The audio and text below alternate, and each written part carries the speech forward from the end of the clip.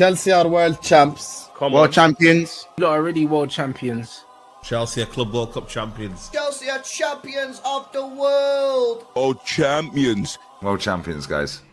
Chelsea, congratulations. World fucking champions. You have won everything in world football. Yeah, world champions for 4 years. Everything in club football. You're the world champions. World champions. You are the world champions. World champions, yeah. I'm not gonna be one of them like saying, yo, like there's a Tim Pot trophy.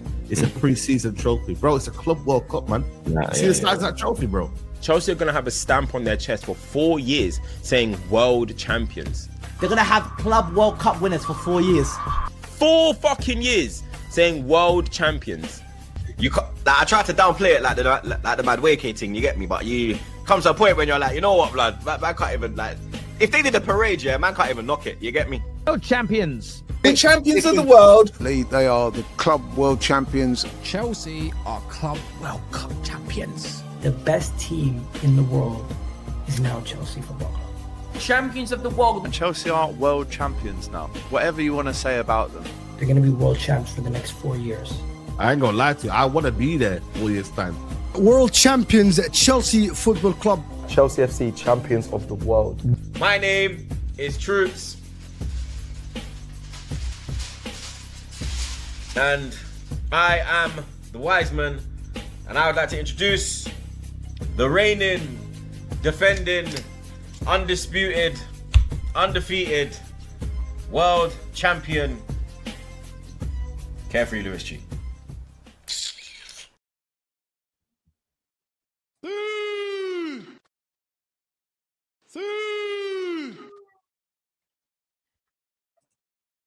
Yes, guys, big up every single one of you that's locked in. Welcome back to the channel.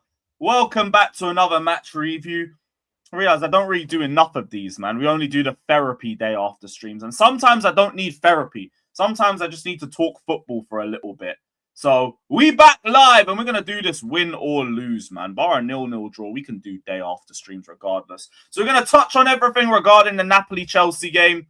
We've got a few transfer topics to get into as well. You man already know what it is. But until then, kiss the ring, acknowledge your king, hit the likes, subscribe. And when I say the king, I mean every single one of you watching. Because if you're Chelsea, you're a fucking king. If you're not Chelsea, you're a prick. But if you're Chelsea, you a king too, bruv. One thing I want to bring up, though.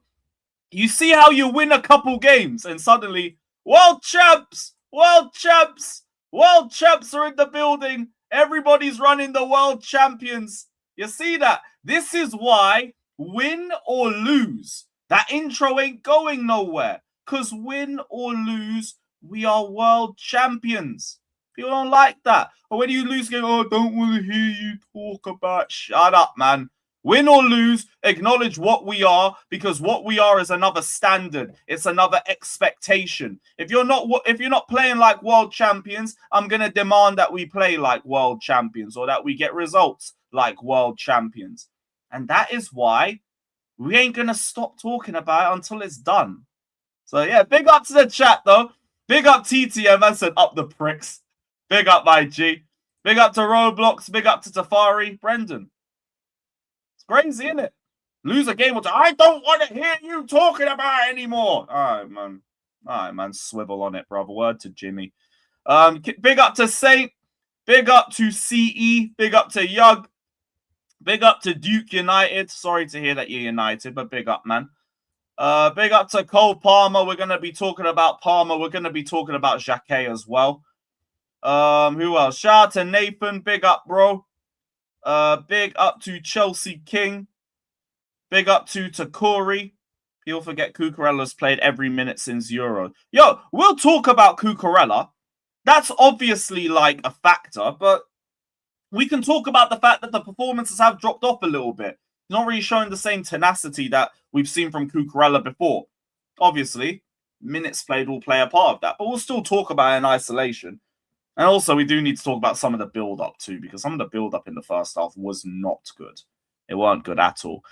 No, Rosinha won't do his press conference until tomorrow. I think we got Mike's jumping on the channel as well for the West Ham preview. So we're going to go solo for a little bit, and then I'm going to bring Mike's in, and I'm gonna bring in the rest of the panel in like 20 or so minutes afterwards. Daniel, big up, bro. Maresca stands were out and about at halftime. Full-time they was crying. Who was out at halftime? If anything, I think we were all just too busy fuming over the first half. And even then, me personally, I was looking at individuals. And also kind of the way that we set up. But like he's got games every 3 days. I'm not really too fussed about that. But it was individuals. Like Wesley Fofana. Fuck me, man. That's one of the worst games I've seen from him. I'm going all the way back to 22-23 to remember a worse game. I'm going back to the 4-1 loss against Manchester United just before the end of the season. The fuck? They were saying Maresca had this game over at half-time. Really? Even I wouldn't have said that. All right, man. Whoever said that, yeah, they can leave it. When I said it, agenda, no, I just clocked before you. Well, here's the thing. You see more games, you come to that conclusion a bit more. Like with Cucurella, he was going to have a bit of credit in the bank when it was just a few odd games. Now it's more than just a few odd games. A lot more people are talking about that. Maldini, I'll be real. I don't know why you're surprised by that one still. But big up, though, man. Big up, bro. Big up to Assad. I know you're going to be in your anti-Maresca bag, but I already told you can run with it, man. If Chelsea's winning, who cares? Who cares? We've won 6 out of our last 7 under I nearly said Maresca, under Rafinha. Brother, I'm barely thinking about Enzo like that. Big up to Enzo. You already know what it is. Always going to respect you for the Club World Cup and for getting us back into the Champions League. But, hey, like, Rafinha's doing his job. What more do you want? What more do you want? Enzo hasn't even been bad. I thought he was iffy first half, but so was the whole midfield, in all honesty. Second half, things stabilised, and that again comes down to Rafinha and the game management and the substitutions that he made. Like that is what turned things around. And that Joao Pedro banger. Because that one goal forced Napoli out a little bit more. Now you got to suddenly play football a bit more. Now you got to come out and play and get the victory because the results ain't going in your way. We needed one moment of magic. One moment of magic. And thankfully, we were able to get it from Joao Pedro. But this also led into one of the main points that I brought up on 5 things.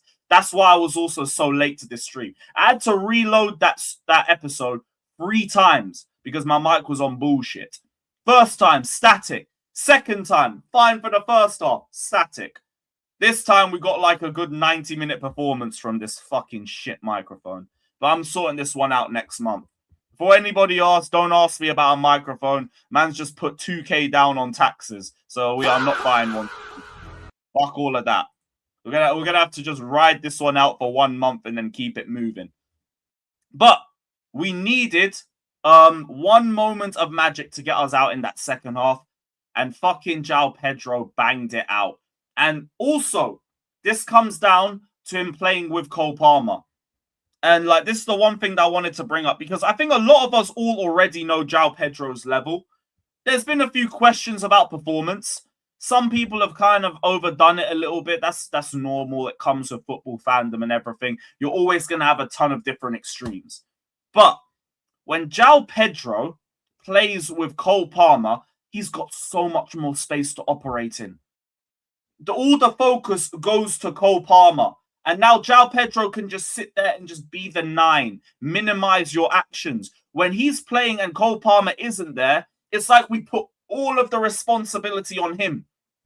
So now he's over dribbling. He's now focusing on, should I be creative? Should I go for the goal? And I don't really think he's great when it comes to having that sort of role with too much responsibility. Let him play off Palmer. Let him combine with Palmer. This isn't even me trying to knock Rafinha because we know his injury issues. We all know. We all know that even him coming out of this game, before the 2 goals, you are watching Palmer play and he looked rusty. He looked so rusty.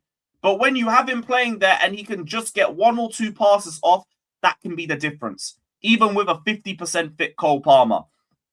Because now Joao Pedro just got to focus on getting in goal-scoring positions. 1-2, interchange, pass and move, find yourself in the right position, and then it's up to you to make up the actions from there. But he's better in that sort of role.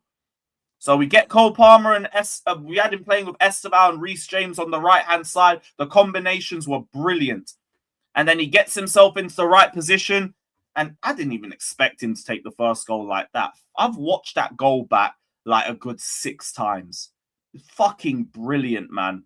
Like he had a statement second half. Because even overall in the game, didn't really like rate it too much until the second half. Because I again thought he was overdoing things a bit much. The hold-up play was good. Didn't really find myself complaining about that throughout the game. It was just more like the final action. Felt like he was overdoing things. Felt like it was just an odd bit of over-dribbling. You bring in Palmer. You let him focus on just minimizing his game. You got a different player. Fucking brilliant, man. Shout out to Joao Pedro. Shout out to Cole Palmer for still being able to have impact even at 50% fitness. Fucking brilliant. And what is the rest of the chat saying? I'm seeing a few things about Neto. Yeah, I'll do that, but like, yo, I still got to get my P's back up. I've just put 2K down in one go. Like, I'm done for the month. I'm going Arsenal, and that's it. That is it. It'll have to be a March thing still. Have to be a March thing. Absolutely. Because, like, we're playing a system that's now a lot more vertical and it allows a lot more risks. So when you've got those sorts of players who are X factors, it's fucking brilliant. Like, you're going to be creating something good at the end of that, regardless of who it comes from. Although I will say, in spite of that, Esteban weren't great. First off, I didn't think we got him the ball enough. And he just didn't seem really comfortable picking up the ball within the half spaces. But the second half, like I just thought his like end product and everything was just a bit mid. He was overdoing things a bit too much. And it was the right move taking him out, in all honesty. But yeah, Esteban weren't great. That I agree for the first half. Not so much the second half. Abdias, I agree. I touched on this on 5 things as well. The defensive work we got from the wingers was a big reason why we were getting overdone on the wings so much. And with Esteban, I kind of get that from him. I'm not with it. I need him to improve on that aspect. But you know he's not going to be great defensively. We've seen enough of him to know that. Neto, what was your excuse? What was your excuse? Because the one argument you hear with Neto is that, yo, you do your job defensively. Even if he's not great going forward, he does his job defensively. He was not. He was not. Now, Cucurella still had his own problems. His build-up play wasn't good. Like we said, he's playing like just with a bit of a step back. But Neto, no help. No help. What are we doing? So I'm glad he got taken off at halftime. I want to know what happened with like Gittins. Was he solely taken off because of the performance, or because the change of game states, or what? Either way, like Gittins didn't show me nothing. I just didn't expect him to get subbed on and subbed off. That had me leaning. That was crazy. That was fucking insane. Maybe, because there's like 3 games that I want to go to, and I'm not going to do 3 games back to back. It's kind of an unwritten rule for me. Because I focus on streaming more now. I'm not doing 3 games back to back. So I'll either do 2 of Liverpool, Spurs, or Sunderland. And I'm thinking I might end up swerving Spurs. I don't know, man. Still. And yeah, Maldini, you got to give him credit for that too. Second half, he was a lot better. First half, I thought he struggled. Same way all of the midfield struggled, I thought he struggled too. But the second half, like the passing, the movement off the ball, everything was a lot better. A lot better. People writing off Neto don't understand we'd be stuck with Kittens or Garnacho if Esteban doesn't perform. No, we know that. We know that. The argument is Neto gets more minutes than both of them, and they're all playing like garbage. That's the argument. No one's saying, yo, Gittins is so much better. So much better. Oh, Garnacho's so much better. Nobody's saying that. But you're playing more, and I don't know why you're playing more. This is the argument, man, I'm making. Why are you getting all those minutes? And you're showing me the least. Oh, is it because of the defensive stuff? I'm starting to not even see that now. So, don't know, man. Like, all three of them bar Esteval. Like, and even Esteval weren't great last game. He weren't great. Hold on, what was that? Abdias? Let me come back to that quickly.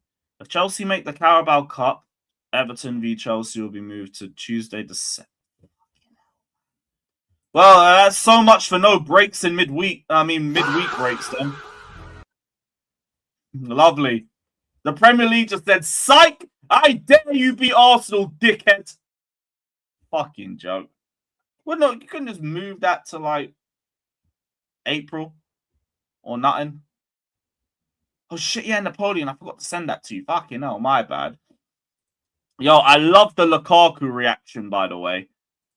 And also, they sent Lukaku to do a cooldown, I think, after the game. And the away fans were still locked in. So they finally got to give Lukaku some stick without the Napoli fans drowning them out. Fucking brilliant.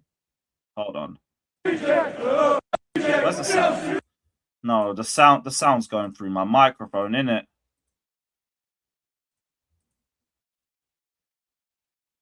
Where's the sound? What the fuck's wrong with this today? The fuck's... Am I bugging? You guys can hear it, but I can't. Alright, I'll just play it for you.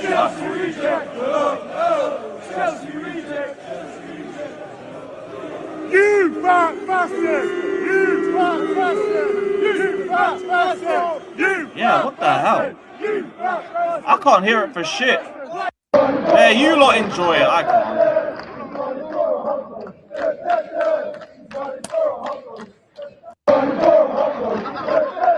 But yeah, Lukaku can hold that, bruv. This is really difficult to react to this because I can't hear a fucking word of it or whatever. My volume's not low. It's on the right speakers. God knows. Whatever, man. Whatever. Fofana isn't facing enough smoke. Oh, yeah, we haven't even got to that one. Fucking horrible. Horrible. That is the worst performance I've seen from him since 22-23. And, like, the one thing I'll say is, like, this is the only thing I'm going to say. We knew before centre-back ain't his thing. We had Maresca come out and say that in the summer when we had the whole centre-back conversation. But there was a lot of things that I've seen from him that doesn't even come down to that. Like, you letting Højlund give you the runaround. That's got nothing to do with that. You constantly allowing players to have space to run into. It's got nothing to do with that, especially for the second goal. Yeah, Esteval could have tracked the runner a bit better. I completely agree with that. It was so obvious where the pass was going. What? And you don't read that. One of the main props that I give you is that you're a defender that sees actions before it happens. How did you not see that one? The first goal is like one of the slowest turns I think I've ever seen. And you let yourself get done that easily. All because you sold yourself one way. It's not good enough. And ultimately, like, I found myself criticizing too many games from Fofana. Because I've said best centre-back when fit. Where the performances are not performing. It's not good enough. Not good enough at all. We brought on Chalobah. Chalobah was better. It allowed us to move him a bit more to the right. But they weren't good enough. That whole game weren't good enough from him. The passing, hospital passes. Not getting to their man quickly enough. Easy enough for the Napoli players to press. Yeah. Yeah, Maldini, that's what it is. He's been inconsistent this season. Here's what it is. This is exactly what it is. And like he's not really seeming like the leader that I wanted him to be when he came back. He's seeming like another guy that needs a leader. But yeah.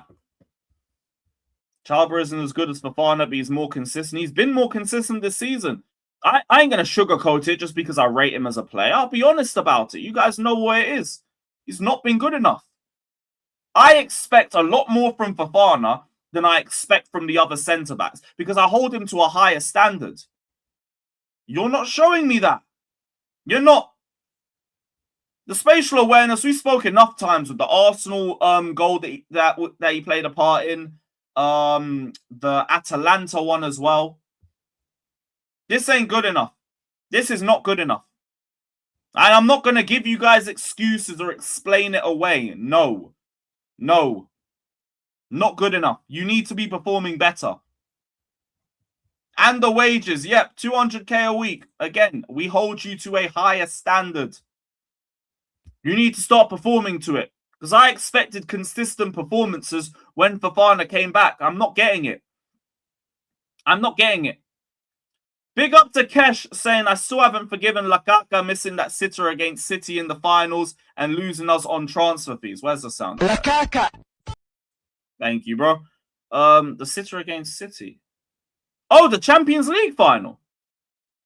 Oh, fairs. I wasn't even that asked about them winning it, in all honesty. I would have rather City win it than Lukaku. Imagine Lukaku coming back to Cobham with a fucking Champions League medal on his neck. Fuck that.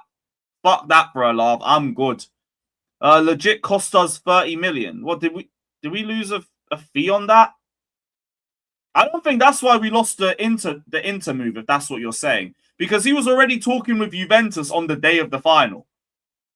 Like, that's what Damasio reported. That's why Inter completely pulled out of negotiations. They're like, you talking behind our back? Fuck off. Fuck off. What else is the chat saying? Seems you got over the Maresca heartbreak quickly. Look, God bless Enzo Maresca. You guys already know what it is. That guy is always going to be my dog. Big up to Maresca every single day, ending in a Y. But football moves on. We're Chelsea. If there's ever been a fan base that would be used to managers coming and going, it would be us, no? So it's like, look, I'm always going to respect Maresca. I'm always going to rate Maresca. But, yo, we're winning games. What's the point of keep bringing that up? We're winning games. If we were losing games, there'd be the argument of would things be better if Maresca was still here? Where would there be an argument if we won 6 out of our last 7 trophies? There's not trophies. Games. If we won 6 out of our last 7 games, what's the point? There's no point. So look, shout out Enzo, but yo, Rossinia's here, and Rossinia started very well. There's no need to keep bringing up the last manager. You're just big up, man. Keep it. Hope the best for you. Stay away from England, please. I don't want to see you at a rival club. Go Spain or go Italy. Go Juventus or something, man. But yeah, Rossinia's here, and he's doing his thing. Yeah, Ray Allen. That's it, man. Chelsea first. Chelsea always first. We move on. The same way we moved on with every other manager. We've seen Jose leave twice. Seen Conte leave. That one was emotional to me. Like, regardless how people felt, I wanted to keep Conte at the time. Seen Sarri walk out. Fucking Ancelotti sacked in the tunnel. The Tuchel got sacked like 6 months after winning us a major honor. Shit happens, man. But yeah, you man already know what it is, man. Shout out fucking Enzo, bruv. Shout out Enzo, man. Do you think the Jacquet news is getting to Fofana's head? No, and I don't think there's any reason for that either. I just think he's been inconsistent. That's just it. It's just been straight inconsistencies from him. Ain't been anything else than that. Up the Chelsea is insane. What the fuck, man? Do you think Anselmino would pressure on Fofana and our centre-back to stay up? Bro, Anselmino is being used as a pawn. He's going to have nothing to do with, like, anything with the first team until this window closes if he's still here. Right now, he's being used as a pawn with Rennes. That's what Matt Law's been reporting. So he said Jacquet's been identified as Chelsea's top defensive target. It's believed the 20-year-old has expressed a preference to move to Stamford Bridge in this transfer window if he can agree a deal. Rennes are thought to have proposed a deal that would see Jacquet stay in France in the summer before moving to Chelsea. Okay, so he's briefing that the whole keep Jacquet in France was from Rennes then and not from us. No worries, Daniel. Bless up, man. Waved. I'd get the tracksuit. That's the only thing I liked from that. Chelsea are confident that Dick Sassy will leave before the window shuts. Here's the main part. Given Rennes would presumably need a replacement for Jacquet, there may be the prospect of Anselmino or Disassi being offered on loan to the French club. He could also play at loan at Strasbourg for the second half of the season if Disassi does not join Chelsea's sister club. Were a move for Jacquet to fall through, Anselmino could even stay at Stamford Bridge. So, there's the option of Strasbourg, there's the option of Rennes. And we also had Rossignol come out in the press conference and say that he's going to have conversations with Anselmino on Friday. So, he looks like he's being a pawn. He looks like he's being used as make weight in negotiations with Rennes, or he might be a move to Strasbourg just to give him more minutes. And then, like, Disassy's also a question mark in himself. So it seems like we don't know what his idea is going to be yet, because we're waiting for the window to shut and we're waiting for whatever happens with Jacquet. But it seems like Fabrizio's also reporting that there could be this could push to deadline day. Yeah, Reaper. He said it's similar to Chelsea's acquisition of Enzo Fernandez. The club don't want to sell in January, but Chelsea are really moving for the deal now. And Rennes are maintaining the stance that it will take a club record-breaking 55 million plus for a sale in January. Now we know Jacquet is fully invested in the Chelsea project. I think we're number one for Jacquet right now, which is a good thing if that's the case. That might also be why we're pushing like this, but Fabrizio's hinting to not stop looking at this scenario because something could happen in the coming days. We don't know. How serious do Chelsea want him? It seems like we really do, but we haven't made any progression yet. We're just hearing that we could keep pushing till deadline day, so it's a maybe. Everything's a maybe. HM, what did I say that was overly gassing him up? What did I say? If you want me to talk about the player, I already think he's got a good enough base. He seems better aerially than our centre-backs already, just based on what the stats are saying. But that's about it. That's about it. Do I believe he's going to walk in and be a level raiser off the jump? I don't know, man. I don't know, but where did I gas this up? I said it's Enzo 2.0 because the Enzo saga went to deadline day, brother. Fucking hell. That's what I meant by that. I big up HM, man. How did you get that from what I said? Oh, brother. The fucking Enzo saga dragged to like 3 hours before deadline day. That's when we got the here we go, brother. But yeah, big up, man. I thought that was me gassing up the transfer, man. Alright, man. Oh, for fuck's sake. I love the chat sometimes still, man. Please don't fall for the cheese again. This is all just a maybe. But like we've been speaking all week about Anselmino coming back, not being a guarantee that he's going to stay here. Could end up going to Strasbourg, could be used as make weight with Rennes. But Fabrizio is hinting that it could be a deadline day move. Just take that for what it is. Take that for what it is, and yeah, we'll see, man. We shall see. So what else is that? You need Jacquet because you followed him on Instagram. Yo, lovely shit, man. No, I don't follow players nearly as much as I thought I did. Like I saw Joao Pedro's latest Instagram post. I realized, oh shit, yeah, I don't even follow you. How did I not follow you? You won us a World Cup in 2 weeks, mate. Fucking hell. What else on the game did we not touch on? We spoke about Liam Rossignol's game management. Robert Sanchez.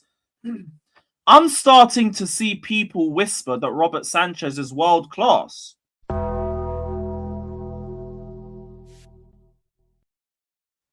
And I think it's great. It's great that we're even having these conversations. I like that. I don't know if I'm there yet. I said I need him to have the whole season, and I'm going to maintain that. But I do like that this is a conversation. I do like it. Whether I agree or disagree with it, it's a completely different, that's a completely different question. Yeah, it was Nini. It wasn't Robert, bro. It was Nini. You're saying we got to just accept Sanchez as world-class now. And it's like, look, he's playing brilliantly. He's playing brilliantly. I ain't going to go there yet because I think you need at least a full year of like that level of performance before we really have a conversation about him being world-class. But there's, I want to bring up the world-class conversations now. Okay. I know a lot of people are saying like, I don't agree with it. I'm with you guys. But I like that it's a conversation. I like that. Because he's been performing brilliantly. He had another great game. Lots of key saves. Neither of the goals are really on him. Cross-claiming was top tier yet again. I like that people are even starting to whisper these conversations. I'm not with it. Not with it. But cool. Cool. If you want to start saying he's world-class, look, I like propping Chelsea players, and you've been great this season. If we're talking Chelsea player of the season, he's in the top 3. He might even be in the top 2. He's doing great. He's doing very good. Yeah, chat, this ain't me trying to tell you that he is. Like, I'm with all of you guys. I'm with all of you.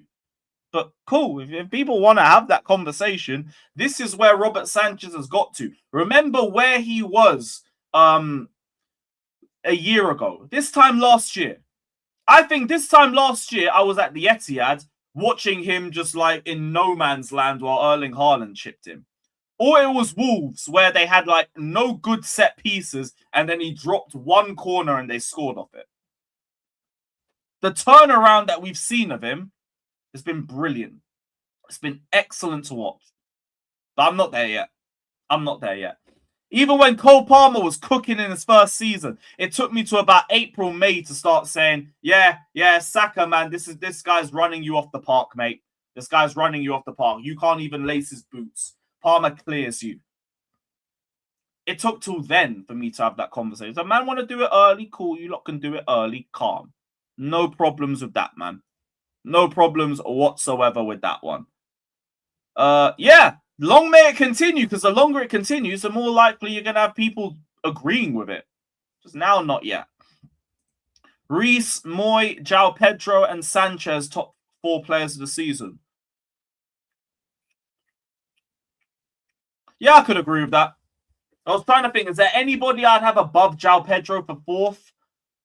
And I don't think so. I don't think so. So, yeah, I'm with that. How poetical. Oh, yeah, Mr. Cole Palmer's scared of playing Arsenal. Yeah, Cole Palmer goal at the Emirates. I need that. I need that. And yes, he was shit in that Arsenal game. He was horrible. But he didn't let that spiral. He didn't let that get to his head. That's good. That's very good. Like, Sanchez from last year, you have a bad game, you're going to have another bad game. Then you're going to have another bad game. He had one bad match. One bad match. He was horrible. We haven't seen that Sanchez since. That's a good thing. That is a good thing. But what are the likes saying? What are the likes saying, guys? We're not even at 100 likes. What is this, guys? You, man, smash up the likes. Stop being a Havertz. That's the donkey. You're a donkey. Smash them likes. We ain't even at 100 likes. What is this, people? Run up the damn likes. Run up the damn likes. Who else are people saying? Esteval? Nah, he ain't played enough. He ain't played enough for me. No Enzo. Nah, bro, I think Enzo's been inconsistent still. Cucurella, look, maybe a month or two you have these conversations. Right now, no. Nah, sorry. It wouldn't be him. Let's say top 3, maybe 5th. I don't know, because like then you're starting to have the conversations with like Esteval and with Enzo. So I don't know, man. Like, I'm sure about the top 4, but like if you're having a Player of the Season award, like everything, even from third, to be honest, you don't really need to be hearing from. If you're not top 3, so who cares? A player needs to play well for 10 games before I say. Sanchez has had 10 good games, though. For me, it's just if you want to have a world-class conversation, I need a full season. Because a lot can change in a couple months. A lot can. I said Sterling #1 for leaving. Fuck's sakes. I said don't forget Trevoh. Trevor's probably been our most consistent centre-back this season, to be honest. But Chalobah at the start of the season was under immense scrutiny. And he's pulled himself up from that, at least. Fair play. But, like, remember, it was Tosin and Chalobah at the start of the season that was getting cooked. It weren't just Tosin. It was Tosin and Trev. It was when Trev started getting clean sheets with Fofana that it stopped being Trev and Tosin, and it just ended up being Tosin. So I still wouldn't put him in that conversation yet. Man said Gittins, man. You get to fuck, man. There was a bit more transfer news to get into just before I send the link out. Yeah, Stamford Blue, I did see that, bruv. I did see that. Man like Jamie Carragher's getting cooked everywhere because you got wrong again about the Gargantuan Blues. How could you be champions of the world and the champions of England, Spain and Italy weren't in it? I'm so intelligent. Your team weren't in it because they didn't win a champs, dummy. But shout out to the admin. The admin's actually been on job the last few days.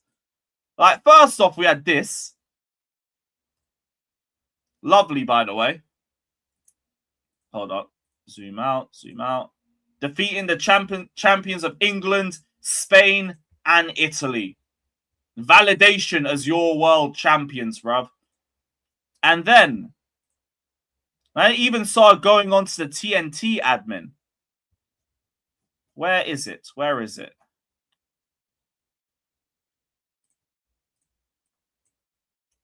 You talk about jumping the gun. No English team in UCL history has now reached the last 16 more than Arsenal. And the group stages weren't even over. Dickhead. Hold that, bruv. Hold that. Man's putting him on smoke. I love that shit. And like I said, the thing I like about like club admins now, they're a lot more willing to like throw indirects and throw shade out. Back in the day, these admins used to be very professional. They wouldn't say anything personally. They just speak from a professional aspect. Now I like that the admins throw little digs here and there.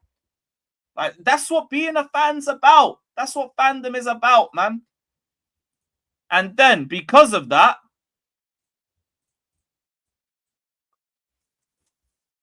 yeah, bruv. Yeah, man. Now, even from a few years ago, I remember the admins from a few weeks ago, a few seasons ago, they were just Havertz and Mount uckers. Like, when Havertz left to go to Arsenal, the fucking admin was tweeting about him for 4 hours afterwards, dropping pictures of him. We were like, stop! He's shit! And he's gone to Arsenal! Stop! You fucking bum! Whoever this new admin is, big up, man. Actually seems like a fan, or like a genuine, respectable fan. Not a bozo. Shout out to the admin, man. Shout out to the fucking admin. Now, what else did we have? Well, we didn't get through to the transfer news. Cole Palmer from Fabrizio Romano. Let's just put a final nail in the Manchester United coffin on this. Cole Palmer and his camp have sent 0 messages to Chelsea in regard to being unhappy at the club. Chelsea believe he has to be a key part of their project. It's a must. If one day he left Chelsea, it would be for absolutely crazy money. Just like the 170 million minimum that we heard, well, that I heard from my source a few days ago. 170 million minimum, bruv. So yeah, that is the last nail in the coffin. Cole Palmer and his camp have sent no messages to Chelsea in regard to being unhappy. They're not even thinking about that shit. That was a lovely little thought process from the Sun. And you know what? They actually got away with it as well. Because people have been talking for the best part of like 2 weeks about Cole Palmer and Manchester United. Allow it. Allow it. The only Manchester United fan I've seen talk about this with some shame and some dignity is Rance. Because Rance even said this is not the sort of move that Man United will make now. You make that move when your team's ready to win the league and you just need one final centerpiece, one last push. Then you go and bring Cole Palmer. Not now. And they got how many left footers in their team anyway? Like they're going to add another one. And also, like Bruno, Ahmad, and Buemo, one of them going to have to leave. Oh, did Goldbridge say the same thing too? Fair play to Goldbridge. I didn't hear what he said about it. Fair enough. I didn't know that. But to all to you other Man United fans, hold that. You guys ain't doing that right now. United pull is always a thing. I ain't even going to talk that one down. Fairs. Yeah, look, when not if hype. Because if Chelsea are shit in like 2 or 3 years' time and Man United are a few transfers away from winning the league, fairs. Oh, yeah, and Said. Yeah, because he even came into the chat and said he didn't do a video on it. Yeah. So, I lost my train of thought now with that. If we're shit in 2-3 years' time and Man United have overtaken us and they're going for the league, shit, maybe. Maybe. I will write that away, but for now, fuck off. Why the fuck would he go to you lot now? Find shame. Again, Riley, 2-3 years' time, I hear it. We've just won 2 trophies. So the whole if we don't win trophies argument is already dead for now. He's just won 2 trophies. Playing the part that he played in the Conference League and the Club World Cup is why he finished top 10 in the Ballon d'Or. So that's all dead for now. It's all over for now. There's no point in that. Talk to me in 2 years' time if Chelsea ain't won a trophy by then. Then I might hear it. It is 2 trophies. I don't care if you don't rate the Conference League. He won that and he won Player of the Tournament and Man of the Match in the final. If you don't think that that means anything to Cole Palmer as an individual, you're deluded, brother. Just because you don't rate the Conference League doesn't mean he's not going to rate the fact that he won another trophy and won Player of the Tournament and Man of the Match in the final. It's just not going to rewrite that. So, if we don't win trophies in the next 2 years, I might hear it. I might hear it. And honestly, Sean, I thought if he was to go anywhere, it would be to Spain. Because there was one thing I heard from him when he first joined that always stood out to me, and I still remember it. He was saying he was learning Spanish because he wanted to talk to Cucurella and a few more of the Spanish players. And I just thought, really? Because he wanted to talk to Cucurella? You know? Sure, man. Sure. So if it was anything, I was thinking maybe Spain. I do have that in the back of my head that you could end up going to Spain. But again, that would be if we're not winning trophies. Or even if he just wanted a new challenge or something. Thomas, fuck off, man. John, I'm not even asking. I've just explained it all. If you don't think Cole Palmer respects the fact that he won that trophy and he won Player of the Tournament, I can't help you.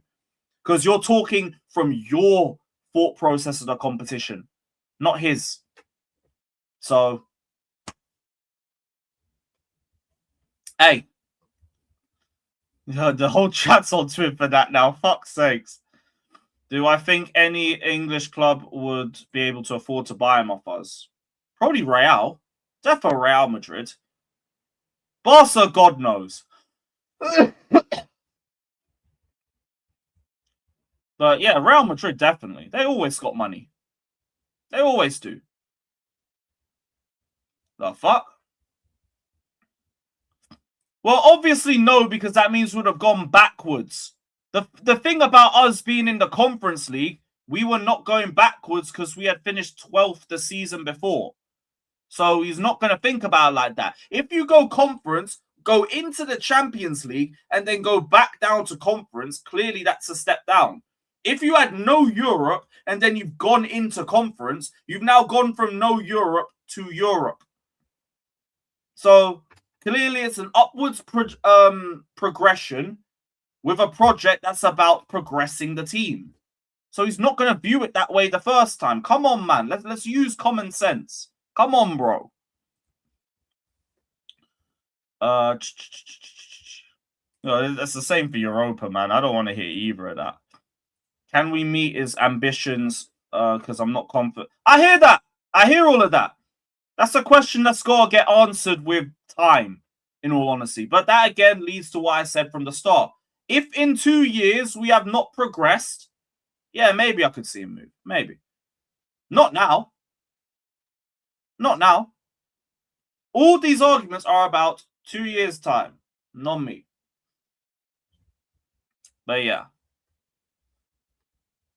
I say Palmer will stay for 2 years max, and that's fine by me if we win in these next two. If we win in the next 2 years, I still don't know why he'd be dissatisfied. If we win in the next 2 years, the only reason he'd want to leave is for a new challenge. And if it's a new challenge, that means he's leaving the Premier League. That means he's going to another league. And if it's a case of wanting a new challenge in a new country, nothing you say or do is going to change any of that. Because you could go and win a treble and he'd just be like, well, yeah, I've done everything here. Look, I want to go try something else now. Look, big up, my guys. We've had a great time. I want to go conquer La Liga now. Or, I don't know, Bundesliga or something. I don't know. But that's the one argument that, like, nothing Chelsea can do would change that. Like Eden Hazard, he wanted a new challenge. If the brother wants a new challenge, shit. For to stay in England, that's only solely because Chelsea aren't giving him what he wants, which would be trophies. So yeah. Fuck's sakes, Brendan, man. Yeah, I think we've gone through everything anyway, though. Let me get this link sent out. Big up to every single one of you that's locked in. Like, subscribe. Cole Palmer ain't going anywhere, so you United scrubs can hold that. And yeah, big up every single one of you. Let's get this panel in, man. We're going to chop up this game again. Big up to every single one of you. Hit the like, subscribe. Up the fucking Chelsea. And yeah, big up to the people. Big up to the people. Yeah, Chelsea King, it's just the United fans that need to stop talking about it. They keep dragging this conversation every time they have a win. Oh, come home, Palmer. Come home, Palmer. His home is not Old Trafford. His home's the Etihad in Manchester, so you can hold that. Get to fuck with that one. But yeah, big up every single one of you, man. Up the Blues. Into the top 8. And with a bit more rest in February, unless we make the cup final. Which also, yeah. What day was that again, by the way? Because I just realized, for away fans, that's a bit of a fuckery, you know? Because we play on the 4th. And if we play on the 4th, some man are going to have to try and figure out, like, fucking days off from work and everything with a week or two in advance. That's disgusting still. But we already know what these TV companies are like. They don't give a shit about fucking traveling fans and all of that shit. That is dark, though. Just clock. They only got a couple weeks to get ready for that. Bit of a piss take for me as well. If we make the final, I defo can't do Everton. I wanted to tick that ground off. That is real shit. I don't know why it's not on a Wednesday. Big up Scott, big up Nathan, man. Big up Lewis, big up everyone. Good. You guys all good? Yeah, man. Yeah. Oh, good. How are we feeling 24 hours removed from that game, Nathan, man? Really happy, to be honest. Really pleased. I guess there's like certain things I might have missed when I watched it the first time around. So when I watched it again, like, yeah, just especially that second half, the way that we responded. Like obviously they were starting to, they were really laying it on us when we were 2-1 down. So I was a bit worried, especially live. I was like, yeah, really nervous. But yeah, as the game got on, watching it back, I was like, yeah, really impressed with certain players I thought played a bit poorly in the first half. That, you know, I'm not going to say they turned it around and had like a very good game at the end, but they sort of made up for their mistakes, what I'm saying. But yeah, like really impressed me just the way the changes came about. And it's Napoli, it's away. You know, we really needed to win for considering what was at stake, you know, like in terms of potential matchups we could have in the later stages of the competition. So yeah, I think really one of the pleased. things I noticed, like, just because I rewatched the whole first half again. I didn't want to watch the second. The first 20 minutes was such a bad watch. I just thought I'd leave it. There's It no was point. a drag, yeah. But the first half, those wingers, man, they even defensively they didn't do shit. No. And that was Didn't on change in both the second sides. half. I didn't pay as much attention to it, but fucking hell, man. Like, no Especially wonder we were Neto. dying on the flanks. Gusto was dying out there. Cucurella was dying out there. I mean, And like Esteban, he plays a part in the second goal, to be fair. Fofana's the primary blame, regardless of whatever Correct. way you look at it. But yeah, Esteban leaves the runner. exactly. Like Guys Sado gotta- has to go and get and pick him up late as a response to it, and he's Correct. got all the time in the world to put that low cross into the box because Esteban ain't tracking his runner. And And then then Fofana next on fell the left asleep. hand side, Yeah. he weren't doing shit. Yeah, they had like And now 3 we're at a attacks. point where you're either tired, and if you're No, tired, Papa. to that point you need to sit on the bench, or you're just being lazy. Either way, drop him. He Yeah, don't need to agreed. be starting every fucking match. Drop him. Yeah, but it's only lucky we didn't concede another 2 goals on that side of the pitch because he threw Cucurella under the bus. He just did not help him whatsoever.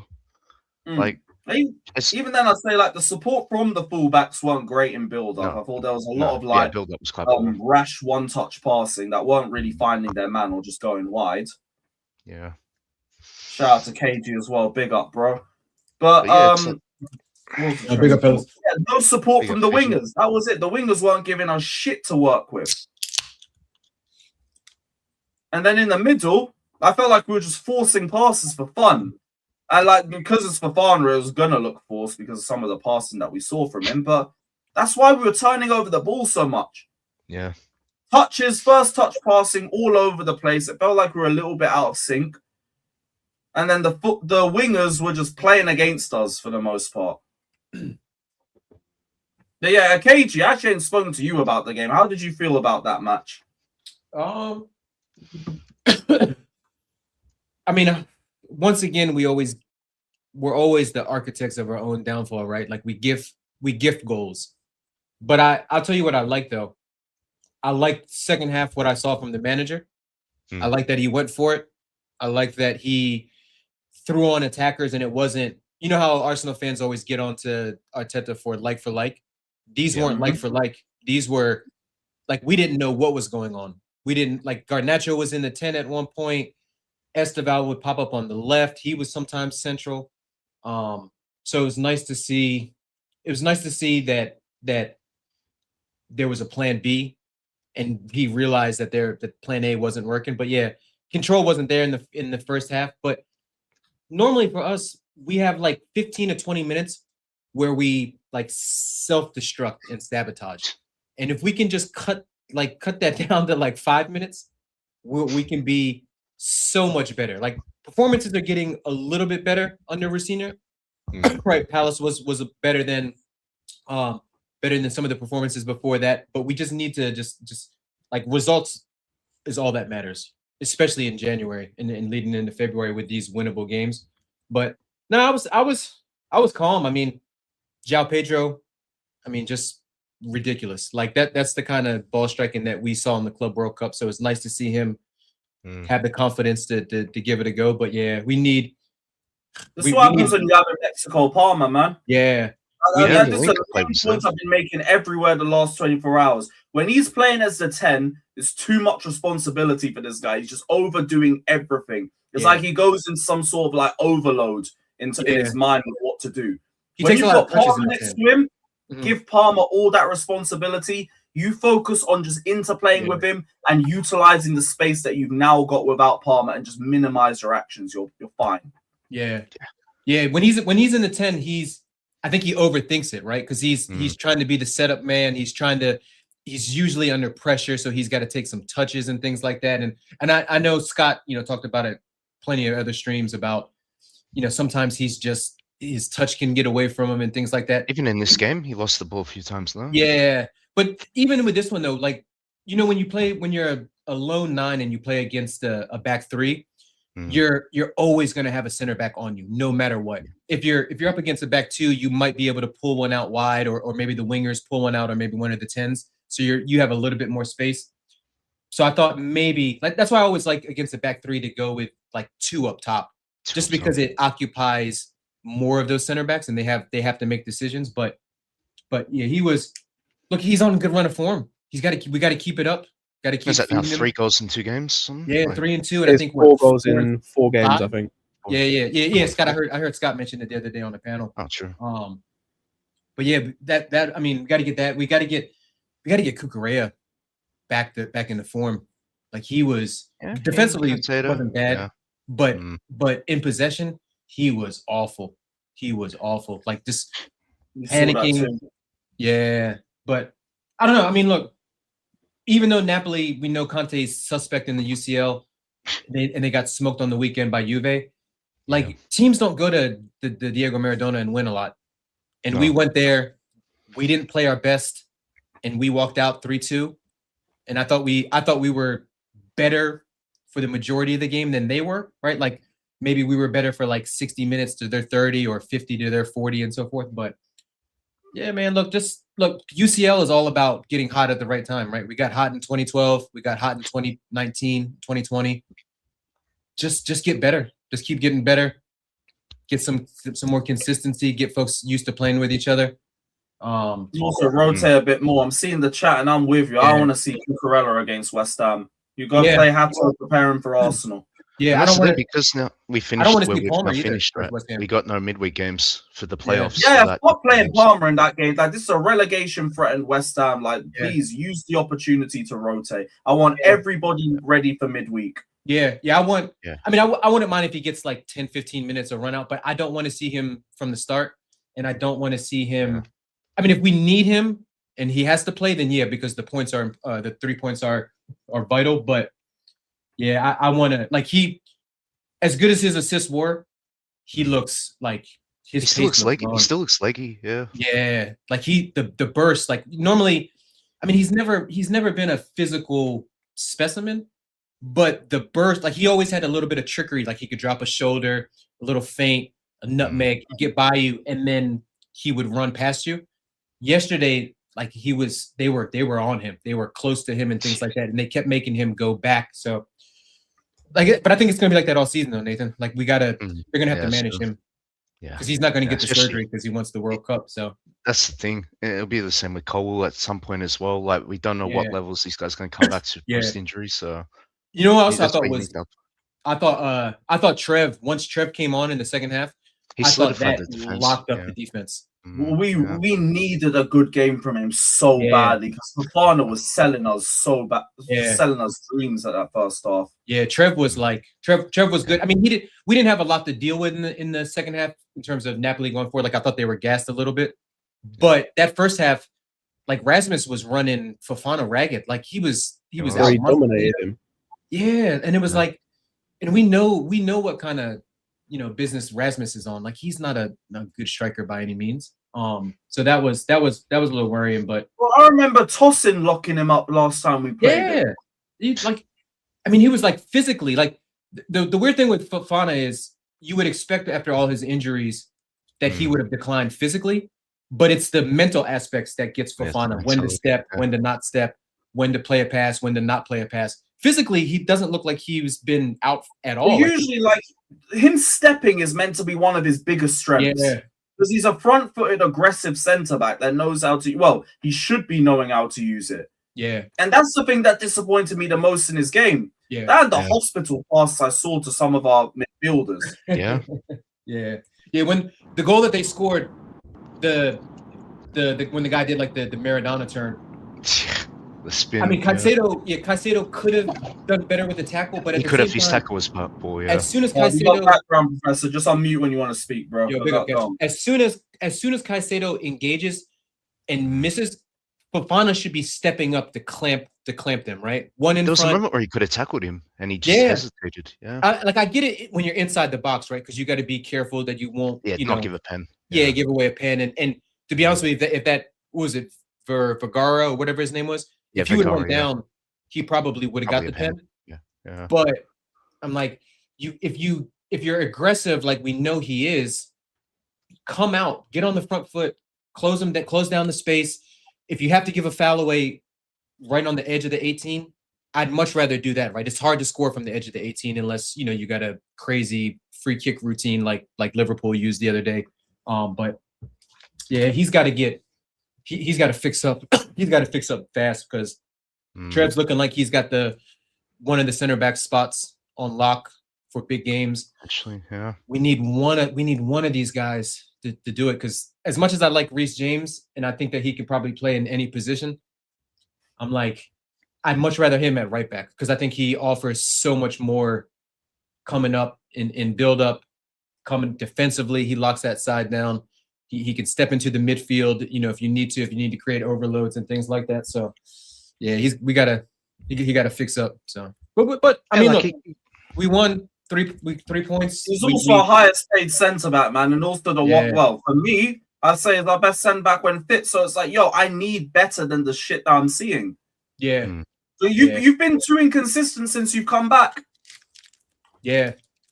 Yeah, he's gotta get it together, like for us fast, because especially if we're talking Jacquet, we're talking. Like, he's not even been injury prone. Like, it's not been like muscular injuries or fucking bone injuries. You've been kicked in the eye or fucking slipped on the ball or Jorgens has punched you in the face. Yeah. You've been relatively fit this season. Yeah.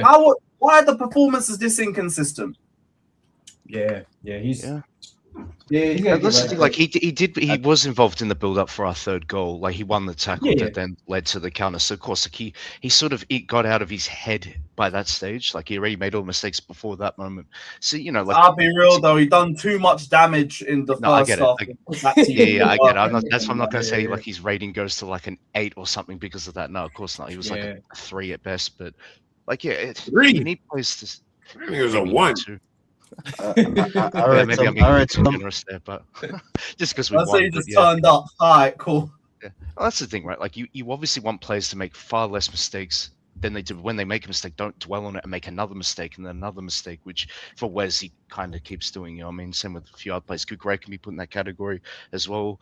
So like, yeah, you need these players to pattern up. Yeah, but this game in isolation, he was the worst player that we had out there. Oh, he was 100% worst player. The second goal was even worse because that's a center back's bread and butter. You don't let a striker run across your face in the box onto his preferred left foot.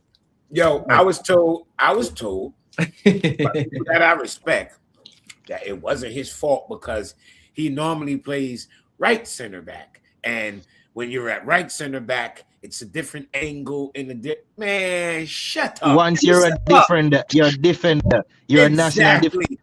You're $70 million. Come on, that's his job. That's his job. Couch was like, nah, Jimmy, he's normally on the right. I said, Couch, are you kidding me? I said, Couch, he's a center back, bro. I don't care where you are on as a center back. You do not let anybody run across your face. Simple as that. You can't. Right. Also, I want to allude when we always blame Chalobah. Right, when he's down bad, but when he does good, nobody said anything. The backline looked better yesterday because Chalobah played good. Yeah. Because yesterday we caused a bone problem with Fofana, and he put us on a lot of pressure yesterday. But this is my problem I have with the Chalobah fans. Why do y'all want something from like when Chalobah has a regular game? Y'all be like, oh, you didn't say anything. He had a regular game. Exactly, but the thing is, when we talk about him, when he has a regular game, we don't talk bad about him. We talk bad about him when he fucking stinks, and too many times than it should be. He stinks, so that's why he's critiqued. I sat and watched every time Chalobah will have one good game, 2 good games, then have 6 bad ones. And then he'll have 2 good games. You'll be like, oh, the Chalobah slander needs to stop. Yes, it does. He needs to be sold. That's why. That's the only way it's going to stop is when he's sold. If you keep him here, you're going to keep having people think, oh, maybe this is the time. This is it. Put him in to start him. He's going to let you down. Fofana is going to let you down. Tosin is going to let you down. They all are going to let you down because they're all the same. You ever seen the Spider-Man meme? When there's 5 Spider-Mans in a circle, Yeah, and they're pointing at each other. That's our center backs, and nobody needs to come and try to tell me, "Oh no, Jimmy, this one's better than." No, they're not. They're all the same level. And you ask me, what's the level? Not good enough. That's the level. Not good enough. Not good enough to start. I don't even want these niggas as my bench players no more. They've been so bad to me that I just want them gone. I don't even want to see any of them play for Chelsea anymore. That's how bad it's been. I don't care to see any of them. I can't even blame you for that because all of our problems this season have mainly come down to centre back. I can't all down to centre back. And even Fofana's done too many mistakes. You know what I think of Fofana, but I'm not defending what I've seen since he's come back because I expected too much for what I'm seeing right now. It's not good enough. Hey, Jimmy, I want to ask you a question. I've been telling Lewis this for quite a few months now. I say all 3 of them need to go. I've been saying that. I've been saying they're not Chelsea level. I'm guessing Chalobah, Fofana, Tosin, right? Yes. Yes. Brother, Professor, I've been saying this since last season. Yeah, I was about to say. Betty, hold on. Betty is still got to be in that list too. I've said for over a year now. At the time it was 1 because I wasn't even including Josh because he was kind of a non-factor. I said last season Levi was the only one I was keeping. I said that from early because I didn't trust Fofana's injury record. I didn't even think when he came back from injury he was even performing, and the others were all bozos. Yep. I said that from last season, and it carried on, and then guys started like tossing and whatnot, started performing, and then it was like, okay, calm, maybe these guys can say as bench options. We're back here again, so I'm gonna say it again. Outside of Josh and Levi, they need to leave all of them. Oh, exactly. And my thing with Chalobah is you don't get rid of him. You're gonna have his stand base. Oh, Chalobah's keep getting disrespect. No, they're not. The fact that he's still at this club getting to play is respect enough. Because if we bring in a world-class manager like everybody's asking for, guess who's gone? Yeah. Your beloved Trevoh Chalobah would be gone. Because there is no top manager that's keeping him. He does not have the IQ to play top-level football. Thaddeus Shield don't have the IQ to play top-level football. Tosin don't have the talent, and Fofana don't have the IQ. These players are dumb. I'm sorry, I hate to use the word, but it's a reason that the word dumb exists. They are dumb players. Yeah, hey, we make bad decisions all the time. We got a chance to play. I think who are the 4 sides? It's Qarabag. It's Qarabag, Monaco, PSG, Newcastle. Yeah. Well, if we get Monaco on that away trip, we need to just not include Disassi and Badia Shield on the. Why not include them? We can leave them there. Yeah. One way. Send them on the trip and don't fucking let them leave. Stay there. we just let them run on that track that they have outside. I don't think you'll take Fofana though, but deal. Yeah. You know what's another thing though? Background everything. I want all those centre backs to leave, but I don't trust these boys to get the type of quality that's they won't get really needed. That's the problem, no? No, some will leave. None of us trust them to even bring in a No, but you know what's stupid though, bro? Like, considering what these guys have done, they only need to get 1 centre back really, because like you only really need 4 centre backs, even with playing the amount of games we're playing, because the 2 guys that are your starters are going to play 90% of your games. Like you look at what's it called? Arsenal, for example, they have 4 centre backs. The only thing is they'll have like Calafiori can play centre back. You've got not Hincapia. You've got like Ben White or Timber can play centre back if need be. But in terms of actual centre backs, they have 4. So like if you have like Sarr, Josh, and Colwell as 3 of your centre backs, which would make sense considering like the guys that you've spent on, the performances they've had, the Oh, so you're including Sarr in the list? I'm saying those three. Okay. You only need one more, bro. Like, you need, for me, a starting level centre back next to. You either need a starting level centre back next to Colwill, or a backup to Colwill if you're going to start one of Sarr or Josh on a regular basis. And that's all you need in terms of numbers. If you want to talk about quality, that's a different conversation. But then one of Josh or Sarr has to be sold, because I think it makes no sense to go into another season having Josh or Sarr as your fifth choice centre back where they play no minutes. No minutes. Those guys need to be playing every fucking. Especially such a young age. This is the weird thing. We only really need one centre back unless you want another one just for quality perspective. So you can sell all of those four and say Jacquet's your guy, right? Go and get Jacquet then. And have Jacquet next to what's his face, Colwill next season. Calm. If he stinks, he stinks. Yeah, if he stinks, he stinks. If he's good, he's good. Whatever. If he's your guy, and then just have Josh as the backup to Colwill and play on the left. It might be a bit awkward, but he has at least played on the left-hand side. And has Sarr as the backup to Jacquet. I say go get the and let him be the backup. Yeah, KG, I'm fine with that then, because you have Senesi as the backup to Colwill, and then one of Sarr or what's his face, Josh starts. Again, calm. Cool with that. You know the problem with that is, Scott? That's too logical for our board.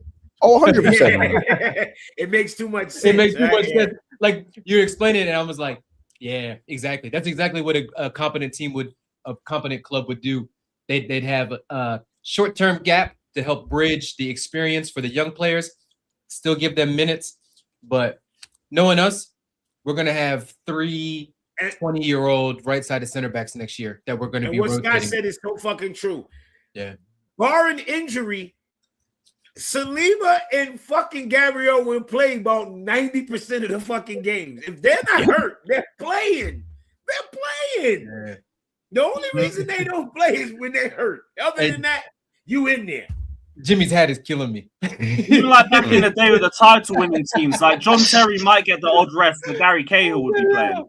Yeah, and this goes back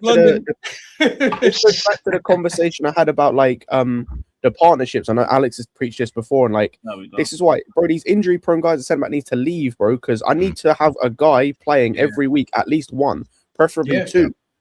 So then the goalkeeper's getting comfortable with them, and then because like say you're rotating in a Hato, he's comfortable because he's playing next to the same guys that play every week, so they know where they need to be. So if Hato makes a mistake, it's calm because they know how to cover him because they know where they're meant to be anyway. And it's the same with the right back. The reason why Hato might look stinky some games, as much as I'll crash it on Danish and I'll like take a piss, I'll take the piss with him because he does the same with Kukurea. Like if I'm being serious for a second. The reason why, like, Hato will have some stinky moments and it looks worse is because he has dudes like Tosin trying to cover for him. Exactly. Yeah. When he should be as a 19-year-old, he should be out there with a fucking vet that can say, "Hey, young man, do this, and that. I got you. Go, I got you." You know what I mean? That's what he should. Thiago was out there. Mm-hmm. Yeah, he'll be good. Thiago will let him know. Hey, look, if you want to make a gamble on that, you can gamble. Go ahead, you can gamble. Next time he make that dribble, gamble on it. I got you. Mm-hmm. Somebody that's just in his ear, just talking to him the whole time. Always exactly. Coaching through those moments now. Yeah. Yep. And even that's what Colwill had. I was just saying, I was about to say, thank you, Jacquet. It doesn't even have to be a vet. If Colwill was out there, he could do it. And he ain't a vet, but you just need someone who's a constant in that backline who can do it. And unfortunately, as much as I like him, our constant this season is Chalobah. And he ain't that guy. He's not that vocal guy who's going to do that. So as much as I like him, and I think he's a good top 4 centre-back, that's where it lies, bro. Yo, Chalobah got the same do-rag that Jimmy got on. Yo, Lewis, you got the most fucked up pictures of the players, man. That's bro. Yo. Nah, the Timo Werner one is the funniest shit ever, though. I don't give a fuck. I had to get rid of the Werner one. I had to make space. Oh, it's for Neto, man. Same shit, different player. Yeah, that Timo Werner shit is fucking hilarious, man. With his head all swell up and shit. The fucking LSD eyes and everything, man. It's crazy. That That shit is But yeah, Koval seems like to be the only one that's got a bit of leadership about him because I'm looking at Fofana and he's another one that I think needs someone to lead him. Yo, on my channel, you know we call him center back. Duh, center back. Niggas be out there like duh. Facts. They're slow, bro. Yo, wait. Y'all ever seen him put the camera on Wesley Fofana? He be like, I be like, yo, don't get started on Badia Shield, man. Bro, don't even and they work slow with our center back, you know. Because they're so reactionary. They don't proactive. Badia Shield looks like He's always got his mouth open. Pause. You're like a mouth breather. Yes, Badia Shield is a fucking mouth breather, bro. That dude. He sniffs glue. Yeah. No, like, remember back in school when you used to have to use the paste, the big project? Yeah, Badia Shield and that bitch like. Yo, chill. Yo. Like, yo, you don't eat that. Don't eat that. Yo. Imagine you had people who used to complain about Christensen and niggas like that. How dare us? How dare me ever complain about Christensen? Oh my God. Christensen is world class compared to these dudes we got now. Fall off so bad. It's embarrassing. It's embarrassing. Professor is fucking embarrassing. He got an ACL. I can't even push AC prop now. Yeah, he did. But yo, I ain't gonna lie. Yo, that fucking save on Lukaku. Y'all know Lukaku almost dunked on us, right? Sanchez. Yep. Sanchez saved us from Lukaku dunking on us. Because I see people showing, oh, look at Lukaku on the sideline when Joao Pedro ran by. I was like, yo, yeah, that is funny. But Lukaku would have had the last laugh because that nigga was about to score. He was about to fucking score, man. And it wasn't Garnacho that lost that ball. It was Garnacho. I was like, yo, why this thing was clearing? Why didn't he clear it? He tried to dribble out, bro. Like, clear that shit, nigga. Yo, that shit pissed me off. That shit pissed me off. There's a conversation now going round about whether Sanchez is at the point of world-class conversations. I wanted to ask come on, guys. Chill. I'm not there, but I'm just asking. I'm throwing a little bomb in there. Let me tell you niggas something who's saying that. Number one, first of all, I hate you. You stupid. And your fucking mom should have pulled out and took you on the belly and not inside. What? Could he possibly be world class, bro? Oh, yeah. It wasn't me, it was Blue Lions, man. Yes, it was Media FC. I saw it this morning. Yeah.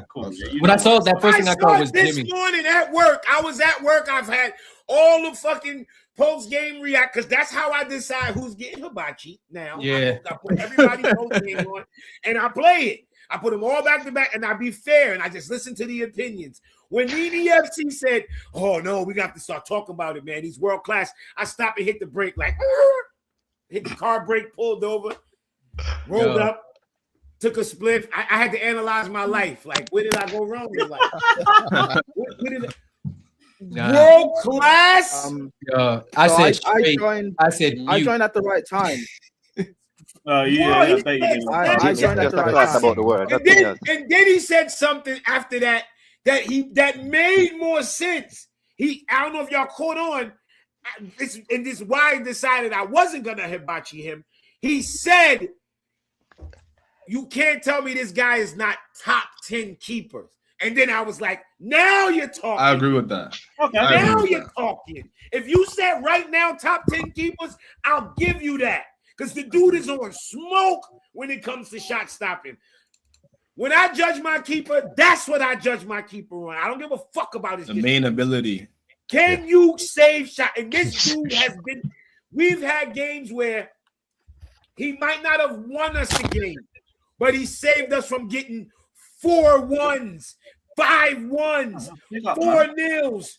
That games were maybe 1-0 and he stopped 2 fucking shots. Like, yo, like people Sanchez, just top 10. Big up, Shiny. Everyone sub to his channel, man. Syriac Top on 10, cool. But don't give me that. If you want to argue top 10, I'll hear it because I'll sit and you can break it down. That's a form argument, and you look at the form, it's fair. I hear that. But that don't mean he's world class now. You need at least a season from me personally. Not even just that, bro. Season, no, I need more than a season. Yeah, I need more than one. 3 seasons, 2 seasons. Like, if you give me 2 seasons of like just being sick, I'm not gonna be like, well, I need one more. Like, no, nigga, I seen 2 of that. I'm good. Especially like, one of those is in the Champions League too. Yeah. Yes. Yeah. Like, that's why for me, I don't consider Palmer world class. I don't consider Caicedo world class. Yo, I don't consider. I already said earlier. That's how we view it different. It took a season for me with Palmer to start talking like that. That's why I say for Sanchez it would need a season too. I get you guys. It makes sense. I always say, to me, I feel like Chelsea got 1 world class player. That's Reece James, and 2 that's right there ready to just jump the cuts. And I said by the end of the season next year, if they still stay on the level they at, I would say Caicedo, Cole Palmer, y'all are world-class players. I said that. I said one more season of them looking like how I know they look. Man, I'll say I ain't gonna lie, bro. If Cole Palmer gives us a gold World Cup, I'm gonna say, yo, you world class, G. Because the World Cup is, that's you like, already know what he does for country. You already know. so like I'm gonna say you right now, Jacquet. Cole Palmer ain't doing the world. He ain't putting in the world class World Cup the way his growing is. Yeah, bro. He's gonna be like this. He's gonna be just like this watching Morgan Rogers. Yeah, best midfielder in the world. That's just me saying best midfielder. That don't mean you got to be world class. World class is a level. To me, world class is a level. I can right now and say and be like, yo, I don't think there's a world class left back in this world. I can tell you, I think there's a couple elite ones. I don't think none of them niggas is world level. What about Nuno Mendes? World class. Nuno Mendes I don't think Mendes is that level to be like when I say you're a world class left back. That means almost any era of football I could think of. If you're not as good as those dudes, I could slide you right behind them and you right there. When I think of the best all time, you can slide in within the top 10 and all that. Like some of these dudes, people like, oh, he's world class. Like, yo, chill, man.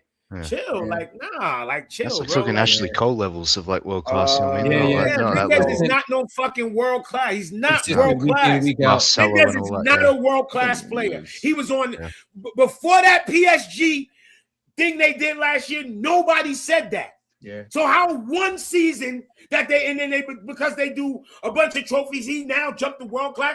He ain't been world class by nothing he did on the national team level. Nobody looked at him for France and was like, yo, that kid Mendes is world class. They basing it all off of last year. He's not world class. He's not.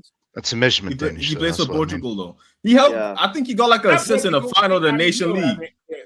Yeah, like he's a niggas don't respect player, but he's also young, so he can. Yeah, for Portugal, nobody watched him play at that level. It's like, yeah, this kid's world class. Nobody even said he's on the cusp of world class. He had that one season with PSG, and then everybody like, yeah, he's world class. So he skipped everything. I don't want to hear about no fucking awards. Oh, the Nations League, this league, so what, nigga? You know how many people get those awards? He didn't carry them to that. He wasn't the man on that. Yeah. Stop. Cut it the fuck out. And to be honest with you, no one gives a fuck about the Nations League. I gotta see him at this World Cup. Yeah. That's true. Anyway, I think I respect him. I like his game. I like his game too. Kukurea won, and y'all ain't hear me say Kukurea is world class because there's things in his game that he lacks that make me say, nah, he's not quite world class. I'm strict with my world class. Like for me, a world class player. Oh, go. Professor? No, I was just alluded to what Jimmy's saying. That's the same thing I said about Pass, you know, because there's something about a question about him. But it's me, it's just me. Maybe Jimmy too. Like it's certain things in your game that's like you be like, is he world class? You be like, not quite. You know what I mean? Like when I look at Reece James, that question doesn't come across. Yeah, Reece James is world class. You know what I'm saying? You see, he has everything to his game. Everything. In multiple positions, G, not just one position. Whatever position he plays, it's at the same level. World class football player, bro. Right there.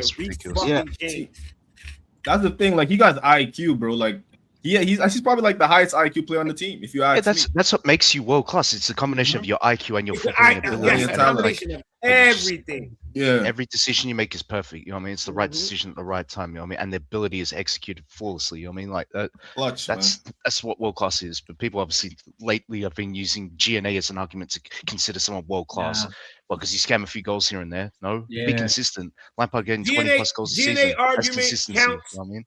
GNA argument counts when you carrying some shit. You ain't got to be technically nothing like Salah, like Mo Salah. Yeah, we're like, he got some gold. Yeah, he carries that attack, nigga. Yeah. His G&A matter because it carried that attack into a fucking chip. Haaland as well. Haaland is up there too. Yeah, that Haaland G&A, that shit carried Man City to a fucking treble or quadruple, whatever the fuck they won. That carried. That's a different type of G&A. That's a whole different level of G&A. That ain't useless goals. That's goddamn. Here we go again. Like to the point where Haaland is a robot. Like everybody calls him that now. Niggas be like, oh yeah, he's a robot. Like when Haaland is the only motherfucker I know that'll go 2 games without a goal, and people be like, yo, he ain't scoring a while. Like, what's wrong? What's wrong with him? Only motherfucker I know like that. Only one. 2-3 games, they be like, yo, he's on a drought. You be like, yo, strikers can go 7-8 games without a goal, bro. Relax. Not Haaland. You're not allowed if you Haaland. And then when he do go that long without scoring, when he score, I be feeling sorry for the next few teams he about to play because you know what's about to happen. Yeah, he's cooking now. You about to pull out 5 of them both things.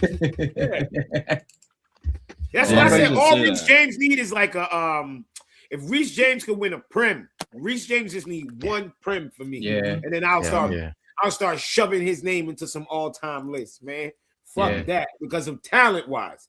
Talent-wise, he's more talented than a lot of players. He just don't have a lot of silverware like a lot of the other guys that played his position. You know what I'm saying? But Reece James is different, great. He's done everything in Europe. Like he's already got a pretty decent. Yeah, he's circled Europe. He's circled Europe. He's definitely circled Europe. Like all you dudes in the chat keep talking about Enzo Fernandez. Yo, y'all need to stop, bro. Enzo Fernandez is world traveled. I don't know about anything. He said he got a lot of stamps on his passport. Yeah, he's world traveled. Passport, bro. Yeah. Yeah, that's the thing. Like, some players, they just overcomplicate it. Like, they can be too much than they should be. Welcome to the world, bitch. Yeah. What the world make, America takes. Fuck you been. What world you live in where America? Yeah, nigga.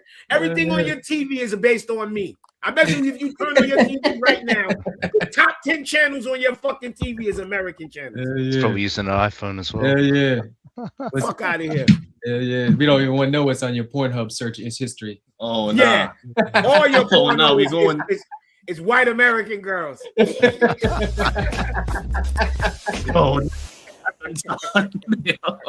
Fucking crazy, man. You ain't jerking off to them short, fucking chubby Latino women where you live at. You jerking off to them skinny white girls from Oklahoma, motherfucker. So what y'all think? Y'all think we're gonna get Jacquet? Is it how you say his name? Hell no. Jeremy Yeah, he's a smoke screen. Jacquet off, man. Stop playing, man. No, apparently Anselmino might be being used as make weight in that. Could be going to Strasbourg, could be going to Rennes on season. In a permanent or a loan? We're gonna get a fucking a briefing that we never wanted Jacquet. We never liked him. He's too black. They do that a lot, bro. This boy does that too much.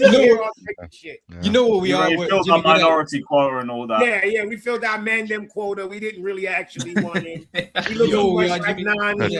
With that guy in the club, one of your boys in the club that every girl he goes up to and gets turned down from just gets thrown in his face. He's like, nah, I ain't want her anyways. Like, why did you go chat to her? Like, nah, look at that bitch pinky toe. You see how it hurt a little bit? Like, what? Nah, bro, you wanted that bitch. I think Fabrizio's said it could be like the Enzo deal, and I think he's hinting that it might go to deadline day, but that's all the updates that we've had on it. If you want him, if the board wants him, go and get him. Like, put the money down on the table, go get him. I tell you what, Xavi Simmons bullshit, huh? If they sign him and he doesn't work out, my God, we're in the mud. We are in the mud. But that's also why I'm not indifferent about bringing him. If this is what the project's on, go bring him. I hope he's good. Yeah, bring him. Oh yeah, the Benfica goalkeeper. And it's only tripping, huh? Daddy Jose yesterday. I get what he did against Real Madrid. Oh my! That was amazing. That's aura, man. Him running down that sideline. Oh my God! I don't know about y'all, but the way the new format and the last day, best thing ever. Yo, it was so crazy. The last fucking game day is Oh, it's fucking. I've never looked at the table so much in a match day. Oh my God! I left it on my phone. phone. Going to the final day. I've never the checked live so much. table on my fucking phone. Every time I was able to look down and look down and look down, like who we facing now? Who we got now? Where are we in the league now? Yeah. Jimmy Stream they had people in the chat just throwing in scores and throwing in the scenario. That was your idea. That was the best thing. KG said, "Yo, if you got the scores as the scores go along, just type them in the chat." Man. That was the best.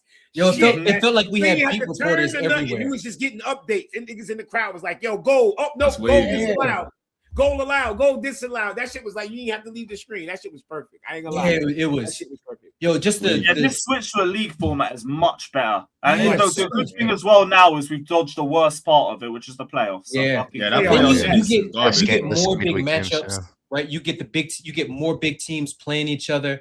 You get the incentive, like the drama with like, all right, we need a goal, like the Benfica keeper, we need to throw him forward because we need this goal to get it. So you probably got people in Jose's ear like, yo, we need this for goal difference. Like, yo, that's no, it's funny, KG. He wasn't told they needed an extra goal. He thought at 3-2, he would like it was. Oh, fine. really? Yeah, like yeah. Then and he'd already made his subs. So basically, Nathan, what you're saying is they need a goal consultant, huh? Get your resume ready. Yo, you need to go and call that keeper. I can't believe the keeper got his. That was nice. Just go up and it was a perfect fuck. You could tell that motherfucker used to be a center back or something before, because that was a perfect header, bro. Yeah, I don't know if y'all talked about this yet, but what's the team y'all want to face in the champs?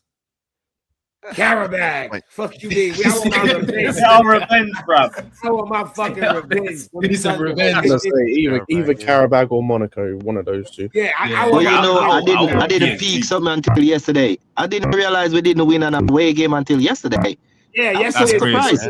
Yeah. And not only did we win an away game, we won in Italy. We've lost 6 of our last 7 before this game in Italy. Our record there sucks. Don't let nobody trick you. That is a tough place to play football. Let's not. Yo, I've done AC Milan away. They're Italian fans. They're tier 1. They're tier 1. They're the best crowds I've ever seen under. So Napoli how does is this work? even better than them. So if Barcelona will play the lowest seed that gets through, is that how it works? I don't know. I actually don't know. Yeah, I think they get the easier. I think so. Yeah, I think it's either they get the easiest team or they get the guaranteed like home game first or not. Like their home game is either first or last guaranteed. I can't remember which way around it is. So because it's hard the way they have it set up. Like it's hard to figure out. Yeah, like I can't tell if. Yeah, I think it's just sideways. You know. Yeah. PSG versus Newcastle. Yeah. We might get PSG or Newcastle because we're lower, right? We're 6 seed, so we may not get like the favorable draw. But PSG's not playing Newcastle though, right? PSG's playing Monaco, or have they not decided that yet? No, it's Monaco. Is it like a draw? No, I don't know actually. I don't know. It's a draw. Explain this shit, nigga. It's the first time doing this, isn't it, guys? It's a draw. No, there's a draw. There's a draw. Yeah, you don't know who. I said there's a draw to work out. For 11th place team to play the 12th place team. They, like 11. No. That is. I will say that is how it works. So, it's not a draw. It's so based on what I'm reading. I don't know if they changed this season, but last season it was the 20... draws tomorrow. Yeah, I thought so. I thought I heard. Yeah, I'm just looking now. It's a Friday draw. Okay. I think the draw. I'm watching that shit. I think the draw is just for like who faces them out of us or Barca, if that makes sense. I think at least the way based on what I'm reading it worked last season was 24th faced 9th, 23rd faced 10th, and it went like that. And I think the draw is just like, so for example, it will be a draw of whether we face Monaco or PSG or Carabag or Newcastle. And like whether they face us or Barca, but it is going to be Carabag versus Newcastle, and it is going to be Monaco versus PSG. Listen, I wouldn't want to be going if that's the thing. Yeah, so it's one of the bottom versus one of the top. Yeah, that's why I didn't want to go into the playoff, bro. Could you imagine if Carabag like get a draw and then you got to go to their place? I don't even know what their stadium like, but could you imagine having to go to play Karabakh. What that shit gonna be like? They probably be throwing missiles, projectiles, all types of shit, bro. They throw flares on the pitch. They gonna be going crazy. You do not want to take a young Chelsea team into that environment, bro. Them niggas gonna show them niggas the AK from outside the bus, bro. It's like, you better lose, nigga. You better lose. Okay, and then there's another draw for the last 16 after that. After that, there's a second draw. Yes. All the draws. Oh, we get Tottenham. That's who I was. All right, Tottenham in the quarterfinals. Lovely. Run me that second leg out, second half. Easy money. So Scott, you might know. So what round can teams from the same league play each other? Now, I don't think they have that rule anymore. Yeah. Nice. Yeah, that's done. Nice. Yeah, you could play early. Yo, I always say this on some other places too, but Europe is how shit is Europe if Spurs finished 4th in the group? Like, it happens. You got to look at who they played. Sometimes I know, but still, like, I wouldn't. All right, let's look. See if somebody can find Spurs fixtures. Who but did Jimmy, Spurs you put a Premier League badge on Karabakh. Well, the last game was relegated. But let's be honest. Let's be honest. Spurs in Europe, that's a different ball game. Let's not act like Spurs don't have talented players. They do. And it's more wide open. So those talented players get the cup. They played Frankfurt. Also, by the way, Prague. Wait. One person. One person read them. That's some shit. Monaco, Copenhagen, PSG, Slavia Prague, Frankfurt. They got the I think that was it. Damn, not even Thomas. They played Farmers. They played Dortmund as well. KG, to answer your question, by the way, so I had a little look. Depending on how the higher you finish in the top 8, the better you're spatially seeded. So the top 4 are guaranteed to get the home advantage in the second leg of every knockout round. So, like, if you're top 2, gotcha. You top 2 get the home advantage of the semis if they get there. So, like, for example, if we face any team lower than us in like any round going forward, we'll have the home advantage in the second leg. The only time that doesn't stand is if we face like Tottenham, Liverpool, Bayern, Arsenal, or Barca, I think. Gotcha. Yeah. Okay, that's what we do over here for most American sports. Like the higher seed. Yeah, I think that's what you do in the playoffs. The higher seed gets home advantage. Yeah. Maldini, what's going on, man? Y'all in there? Y'all had some war. Yeah, I'm having a mad beef about there's Enzo Di Cucurella over there. Enzo Di Cucurella. They're having a racismo off.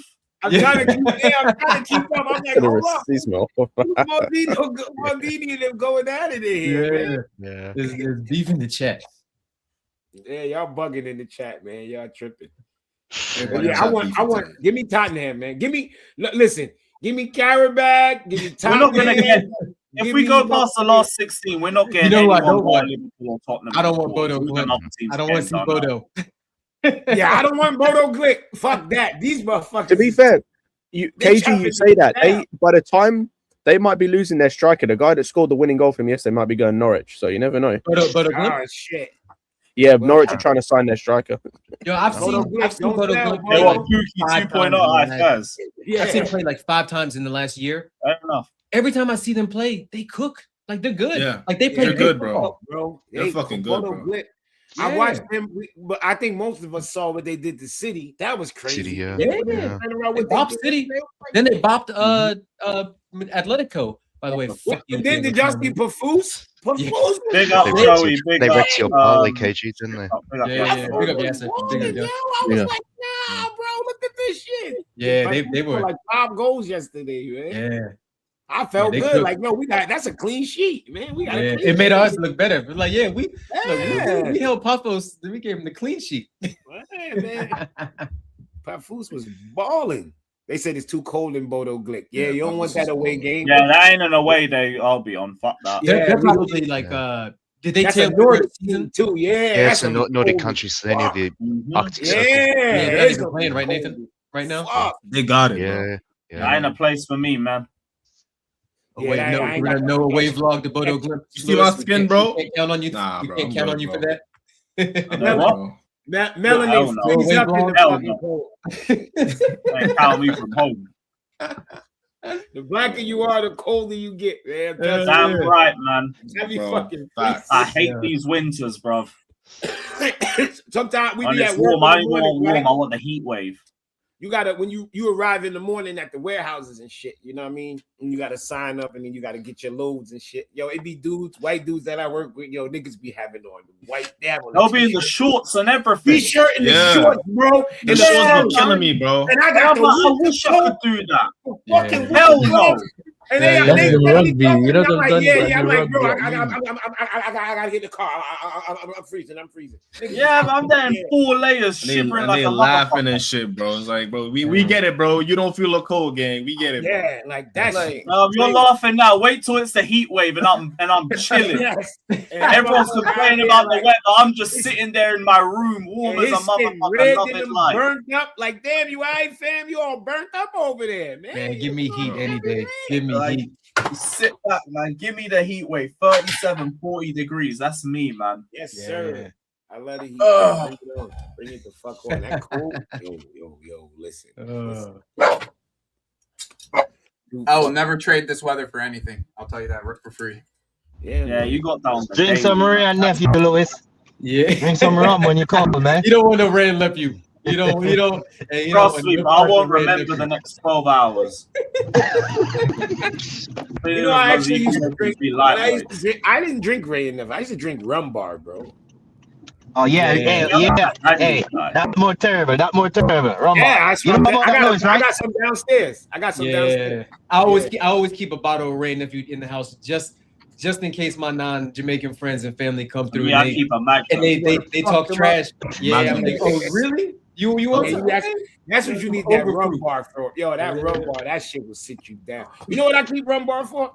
When I get sick, get the flu or something like that, man. When it's time to go to bed, because usually when it's time to go to sleep and I gotta I'm stuck in my head, I take 2 sips of that shit, man. I'd be like, go to bed, nigga. The JB usually be the shit back in the days, but it's not so much anymore. Yeah, it's not so much like they water it down or something. You know what I'm doing now. 67%. Fucking hell. Yeah, these some strong rums. What? I big up Daniel, man. And they best drunken to me straight. No. Yeah. No mix. Yeah, Maldini. Just sip it. Just take your time and sip that shit, man. How you We got pour the water, squeeze a little lime. Yeah. I thought I did. Sunday. We play. You going to the game this weekend, Lewis? Oh no. Fuck that. I've just done 2K in taxes. I ain't doing shit. I'm doing Arsenal and that's it. Fuck that, mate. Yeah, Lewis, I hear you, bro. I fucking hear you, bro. Fuck that. Yo, I just seen the thing where they were saying everybody's tax return is like $1,000 more this year average in America because some new tax relief shit. I'm like, yeah, I need that 1,000 right now. Yeah, me too. Well, they make us pay the next year in advance, man. These are motherfuckers. Do they? Yeah, bro. Yo, that's insane. Y'all have to pay it forward. So here we're gonna add another 700 just for the sake of it, man. You can give us half of that in July, but we're gonna take half of that now. Oh, God damn. That's crazy. Well, here in America, you can pay your taxes early too. Nobody really does it. Nobody does it because you be so I'm way too last minute. I ain't paying my taxes early. What if I die, bitch? I ain't giving you no money early. I know, right? They ain't gonna get that money back. Yeah. If I die, you give me that shit. But yeah, you can pay your taxes early. Lewis, you need money for taxes. $4,500 last year, judo. My son paid 700, 800. I think my son paid 800. Yes. Yo, no wonder why judo sends in all those super chats. He's flush if he paying $4,500 in taxes. He's doing Yeah, man, he's claiming it as donation. Hey. I know. Donations, yeah. We already knew. You living good. You know that. Yeah, the tax man. like, Over there. Yeah. We're free. Big up judo, no, man.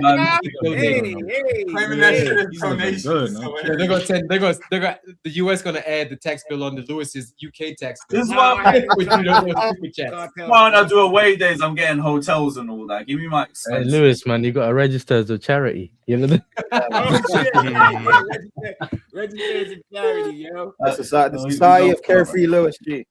Yeah. Society of Carefree Lewis. You gonna be like that? Hey, but Lewis, if tax season is coming to be up, honest though, you do the Chelsea therapy thing, innit? So you might. Yeah. But Lewis, if you need money for tax season coming up, you can always invite class rep for a few streams. Yo, we need a class ref like half a season. What does he feel? What's going on?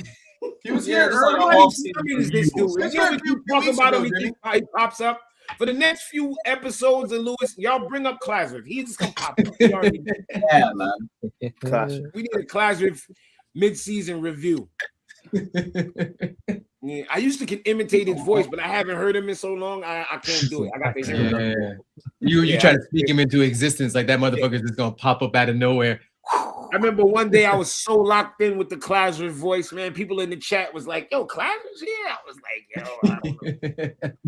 I just need him. He got to be. Clasher's always funny, man. Shout out Clasher. Yeah. Yo, when we say Clasher in jail, that's fucking. Yo, the LSU went to be a scout for not Strasbourg, Salzburg. Nah, remember the day when as soon as I came out, I was like, Classic, so you're gay, right? And he was like, yeah. And I was like, okay, don't answer, don't say nothing else. Because yo, he always say some wild shit. Like, not wild, like that should be not even innuendo. That should be direct. Whoa, wait, everybody heard that? Everybody hear it? Everybody here and we'll laugh, and then I'm like, I don't think he's trying to. He's not. Funny. Yeah, he's not joking. I mean, he's serious. I mean, is he gay though? He has said on stream, bro. He has said on this stream before that he said, and I quote, "I want to lick a pussy." No, but I think he's like buying some shit. Professor, you here, bro? Nigga said Caicedo has some mean DSLs. That's what he said? Yo, bro, the dude he said so much openly gay stuff, and he doesn't laugh after he say it or none of that. He just says it. It's matter of fact. And I came on, I was like, yo, big up, gay? And he was like, I wouldn't say gay. And he was like, what's wrong with giving a compliment about a man? And I was like, that's what men do. That's what gay men do. But I guess he was basically saying like, nah, I like pussy too. Yeah, he was like, nah, I like pussy. He's one of them trisexuals, young. He down to try anything. Try anything.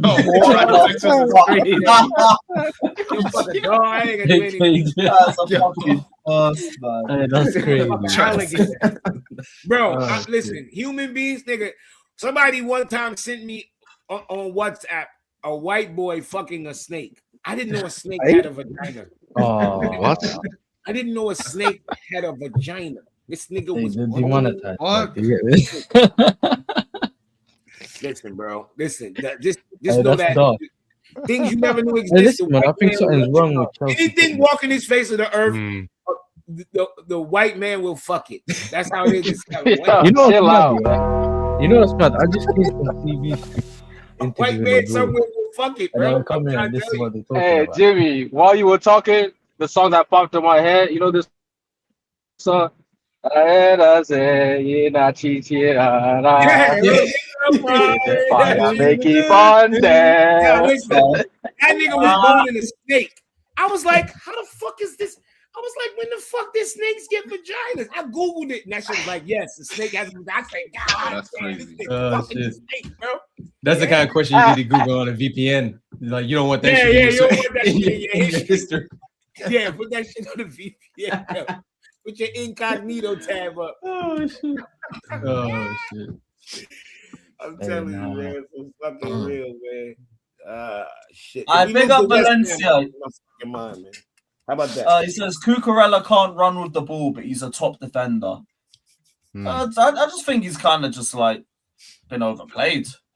That's it. Yeah, like, all the minutes he plays finally caught up to him. You bench him on Saturday. We already said that earlier, personally. Give Hato a start. Let him rest up and have him ready for the Wednesday game against us. Played pretty well too under this manager, so you might as well just give him a start. Look at this dickhead Valencia, man. I can't see the difference between AI. Nigga, this video is like 9-10 years old when you were still fucking pissing in your little jammies. Fucking talking, you fucking idiot. There's no fucking AI then, you fucking doof. Come on, yo, it was Jimmy. You couldn't tell the difference between AI. I didn't say I said it. I watched it yesterday, you fucking prick. The video is old as fuck, and it's real, nigga. The nigga fuck the snake, nigga. What is wrong with you? I don't want the evidence of that. I believe. No, I'm gonna take your word for it. Fact. I'm I'm about to find it on Twitter and put it in the chat. You don't let him do that, bro. You can repost it, I just want we don't want us to label some shit. Man, it's gonna wake up the algorithm. That's gonna wake up the algorithm, you know? You know Jimmy's algorithm's got to be on smoke anyways. So my algorithm is. Let me tell you what happened. I started watching a bunch of fucking like lesbian bitches swap and spit. So guess what happened? When my algorithm Jimmy, just turn the screen away from the camera a bit, brother. Just in case. Oh yeah. I'm watching all these. I'm up one night watching all these fine bitches. Like I'm talking about, I don't know if y'all know what a stud is. In America, a stud is like a sexy ass bitch that try to look like a guy. But it don't matter what they do, they still fucking sexy. Must like a tomboy or something. Yeah, these bitches swapping spit. I'm watching it like, God damn, these bitches fine. So it's the next day. Guess what my IG think? I want to see gay shit. They're not thinking, okay, it's two women he looking at. Oh, he wants to see gay shit. I'm going down my timeline. I'm seeing fucking fat gay men like, I'm like, yo, what's going on here? My man was like, he said his whole explore page just. My man said, yo, what you been doing? What you been watching? You know what? I said, I've been watching these hoes kissing. He was like, and you know what happened? You know what happened? You gotta go reboot your algorithm. Your algorithm shit. Jimmy got a friend request from class man, I gotta go fix it. Bro, right on IG. Down here. The algorithm. Will you accept this friend request from class ref? My algorithm. Yo, Jimmy, how's this gonna help us with the Champions League, man? How's this gonna help us? Fuck the Champions League. Hey, we handle business. We get to be in the good mood. Sexy hoes kissing, man. I don't know. Let's find out in the next episode. Man, when Chelsea wins, that's what we're talking about. Don't act like I'm the only one that like to see two bitches kissing. Cut it out. I ain't gonna lie. I don't know if you guys. Well, I'm sure you guys have been talking about this, but I was in a meeting. It actually made me go into the office today. But what the fuck was the manager doing the first half? What was that? Hey, try it. Hey, you got sometimes you try gotta the try thing. some shit. Sometimes try some shit. Hey, you got on the West Coast. Nah. You listen. Them niggas on that explore page. I'm not trying nothing on that explore page, my nigga. We're not trying. This ain't. It's not a trisexual type of shit situation. Champions League, stop fucking around. He was fucking around. What was that? Man, listen, Rafinha, I'm gonna tell you what happened. Rafinha was on his way out the door, and niggas, anybody married can relate to this. He was on his way out the door. He was dressed on his way out the door, and his wife said, "Come here, let me suck that dick." And he was like, "Wait, what?" He got that head, and then he was like, "You know what I'm gonna do?" You know what it is? You know what it is, Jimmy? You know what it is? Jump backstage in a bit loud. There's two parts with it, right? There's two parts to it. In my head, right? The one part is that this nigga was feeling too good. He felt too good. He said, "Yo, fuck it, man. We got Champions League. I'm gonna do what the fuck I want." The second is he's trying to acquiesce to content. That's the one I don't like because we're a better team than Napoli. They have to acquiesce to us. We don't got a chance to a back three for them niggas. For what? Yo, you know what I think also he's doing when I wouldn't have chose to do it in this game because of how crucial he is.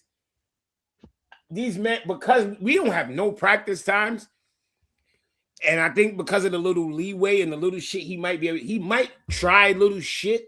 Yeah. And if it don't work, I'm gonna switch it real quick in the second half. Yeah. Because if it worked, then it's like, okay, that's something I can go back to later. Because if he would have tried that shit yesterday, could you imagine if that shit worked? Oh my gosh, he would have been like, "Oh yeah, I got something new here." So like, that was the wrong game to try to pull that out. But at the that I wouldn't have did that. I agree with that. Like I wouldn't have did that.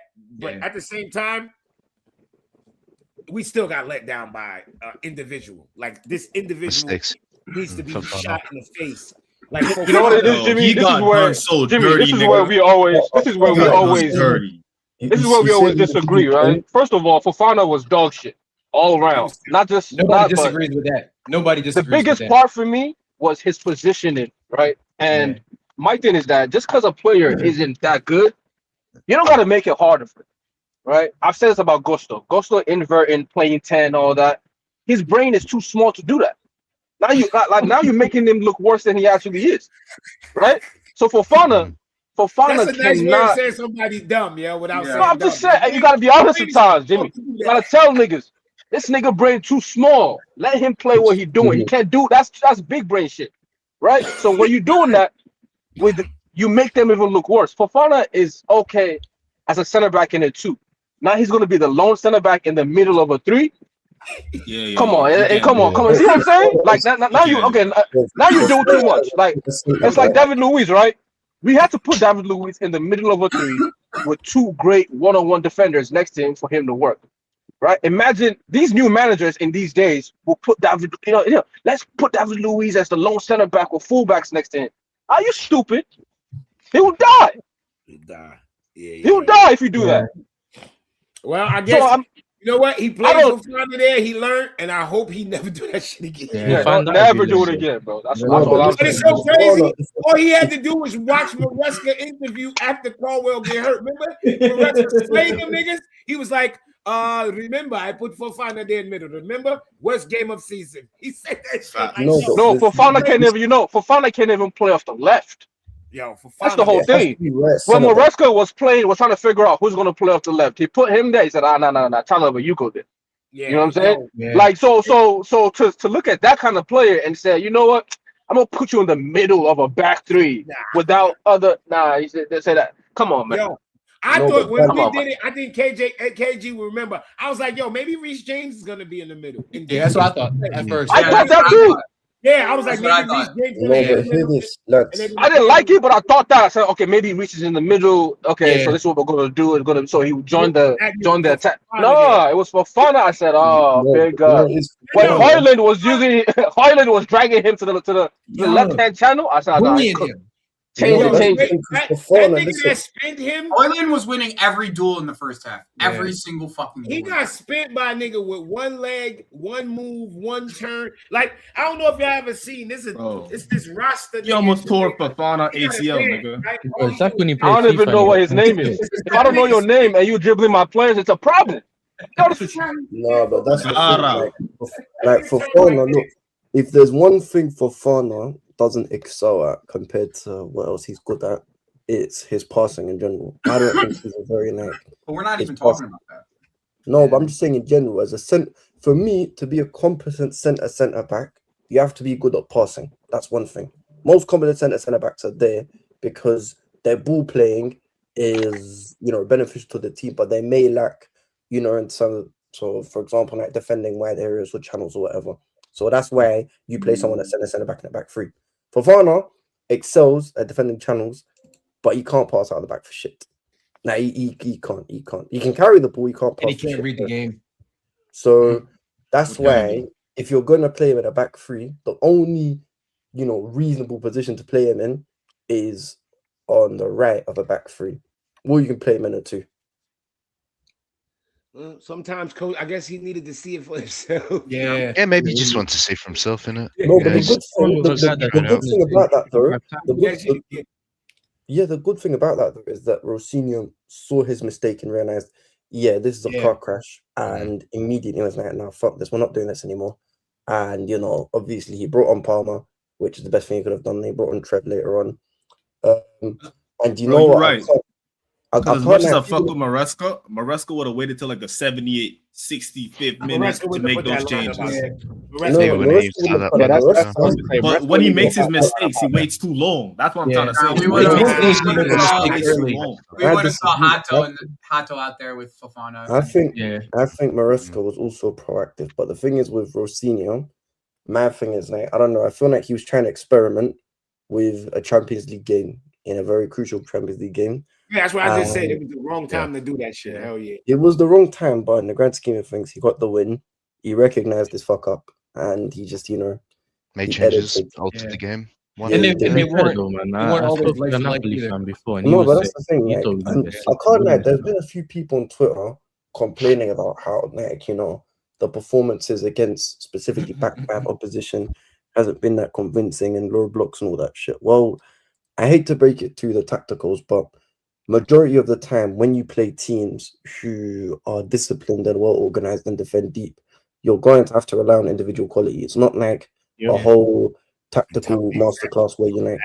So if the tactics don't work, then that's the thing. Like sometimes, this is the thing. I feel like football nowadays. Obviously, I'm not saying that individual brilliance should be your go-to over 48 games, but there are some times where you literally just need someone to pull out the bag through his, talent, and that's what happened. And I don't get why people are upset about that. Well, I think like Matisse said this before in his reviews, but like, especially when it comes to breaking down low blocks. For me, at least 50% of that is based on talent. It's based on player talent. 65%. Maybe even 65%. Because you're going to need somebody to do something different. Yeah, somebody. You can provide overloads in midfield, overloads on the wide. If you've got guys that can't do simple things, it doesn't matter what you do tactically. Like we've seen with Pep, like the moment he lost some of his better players, like whether it was the likes of Mahrez, Sane, when he started having Doku and these guys. Bro, it didn't matter. He was playing the same tactics. Didn't matter. These guys just tactics, and you out there looking like, God damn, why this attack don't look the same? It's just the ability on the ball. That's why you want good players. The difference once Turkey came back from injury. You saw the difference? He unlocked shit. You just need a player to just unlock some shit. Just, you know what? That's what Cole did for us, really. Yeah, Cole Palmer came on and just unlocked some shit yesterday. A lot of the times when you say low block, those players.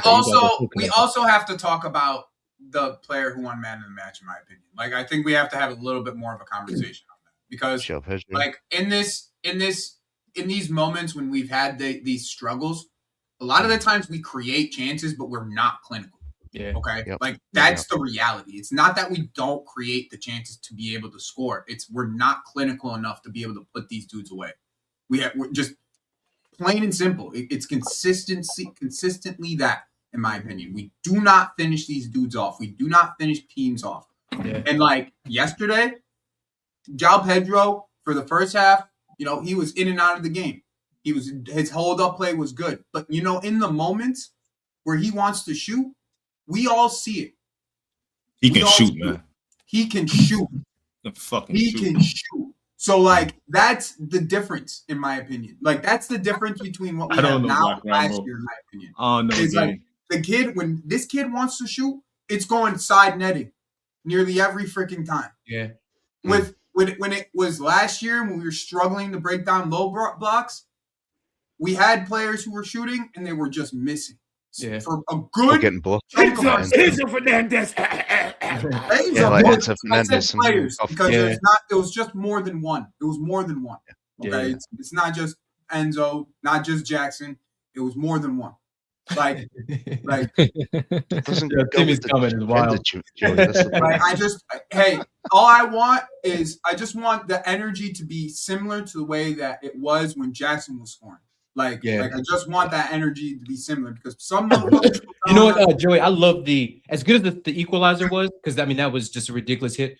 But the match winner, the calmness, the composure. Yeah. Even though Garnacho tried to fuck it up by not making a run. His run was running towards him. Yeah. Garnacho wanted to score that. That's why. He wanted the ball. He's a glory hunter. He wanted the ball. Yeah. If you made the run, he would have probably passed it. Exactly. You fucking idiot. If you would have ran, he would have probably passed it if you made the run. Like the idiot that he is. Where's Daniel? It's Joao Pedro. He already got a goal. You know his first instinct is to pass. Yeah. Run wide, you fucking idiot. Yeah. No, but that's the thing. I like this selfishness about it. I like this. I want my striker to be selfish. I like that. I want my striker to be selfish. That's what you play like a striker. Because especially you, I want to be selfish. Because yesterday was yesterday was Club World Cup. What KJ was saying about that second goal. That's that's a striker's goal. That's a Chelsea striker's goal, right? It is. Because we've been in that position so many other times where it's like he's not shooting, he's looking to pass, or he's looking to do something else, or he's holding up the ball too long. It's like in these shoot, strike it, have a good. Now that's three games in a row I've seen because the goal, the Esteval goal that he scored, right? Yeah, he was waiting the for one where he passed, where Esteval passed it to him, he cut it back on his left foot, and he struck it with. That's the kind of shots that I'm expecting from my striker. Yeah, that's the kind of play that you should. You know what I mean? Like he wasn't shooting for a little period. But then there are games where you're starting Joao Pedro. We got Nacho and Neto. Yeah. Yeah, stop. You saw what Palmer did with 30 minutes? Well, Esteban, like you gotta start one of those two. It can't be Garnacho Neto. I can't do it. That's the Bermuda Triangle, bro. Those two was the Bermuda Triangle game. I can't lie. I never thought I'd be saying this because before we signed him, I was anti Garnacho the whole way through and still not really rate him. But at this point in the season, I would rather start Garnacho over Neto. I play Gittins. I don't rate any of them. I've seen enough. Asking for Garnacho to start over anybody is criminal to me. Please get. I'll just say, at least like with Gittins, even though I don't rate him, we haven't seen him with a run in this team. And actually, I want to see Gittins. No, but hang on. Can I ask you guys a question? I'm not starting Garnacho over nobody. Let's put, no, guys. Let's put, no. Here's the thing. I'm with Jimmy on that one still. And you know this because look, I don't like either one of them, innit? I really don't like either one of them. I think both of them are absolutely. I think they're both rubbish. I'm basically saying. No, but think of it like this. It's basically like if you're offering me shit or dog shit, I'm just gonna take the shit instead of dog shit. That's all it is for me. The human poop. You want the human? I think the dog shit is more consumable. No, that's what it is. Like they're both bad. They're both rubbish. But I'd rather you make the poop with the peanuts in it. Yeah, at least give it Yo, come on, dog. Yo, go. Take it easy. Look up Joey. To answer the comment in the chat, by the way, I'll be honest. I would do that as well with the in starting Esteban on the left and Palmer on the right. But if you're doing that, Enzo Fernandez can't play. Yeah, I don't like that. I like Palmer in the middle and being able to be a maverick and go left or right. That's cool. And that's fine, Jimmy. Like I would like to see Palmer on the right and Esteban on the left, just because it means we don't have to see any of the others. And I think you can still get it to work. But like I said, if you play those two, Enzo Fernandez can't play because that's way too much work off the ball. We have to do other positions. So if that's the case, you have to play a 3-man midfield. If that's the case, you have to play a 3-man midfield of James, Caicedo, and Santos. It has to be one of the other two in there. It has to be this that. This is why the Lavia injury pisses me off because Lavia would have been perfect for this shit. Lavia and Caicedo. That's why one of these. That's why I feel like Gittins deserve a run out. Let him get 3-4 games. Yo, give Gittins a run. Because you can tell he's a confidence player as well. He's the only one that's not got a run too. Yeah. He's a lot of problems. Bum ass could just go in a little bit. You know, I'm so happy. He did play well in the 2 cameos we've seen of him. He's had good games, don't get me wrong. But on the Saracenia, I mean. No, but this is struggling here. Rossini is a good manager for him because Rossini is a man manager, so he could get some confidence into that. He did that with the young guys in Strasbourg. Yeah, I can't lie. Taking him off, subbing him off he's a sub ain't the best way to go about that. I ain't gonna lie. I laughed at that shit. I was laughing. I was like, because the commentator said he had a knock, but then Rossini in the post match said it was tactical. I don't mind if it's tactical because it was tactical. It was clearly tactical. It was 100% tactical. If you watch, I forgot what I was watching when Gittins came off. Gittins had a face. He brought him right to him, and you could see him explaining it. Yeah, he was explaining. Yep. He was explaining it. Gittins was pissed. He was walking away. He needed to listen. Called him over and explained, like, yo, it's not, you did nothing wrong. I'm not taking you off. Gittins was excellent. But that was a tactical thing, though. Big Lukaku is crazy. Yeah. That time Lukaku and Big Lukaku. And I'm pretty sure, I think I was watching Lewis's stream, and they were saying, just bring on Badiashile. I don't remember who it was that was saying that. Maybe he can handle, was it Hoyland better? If you remember, I think sometimes you just have to see, when you want to go see out, you just bring on that extra defender.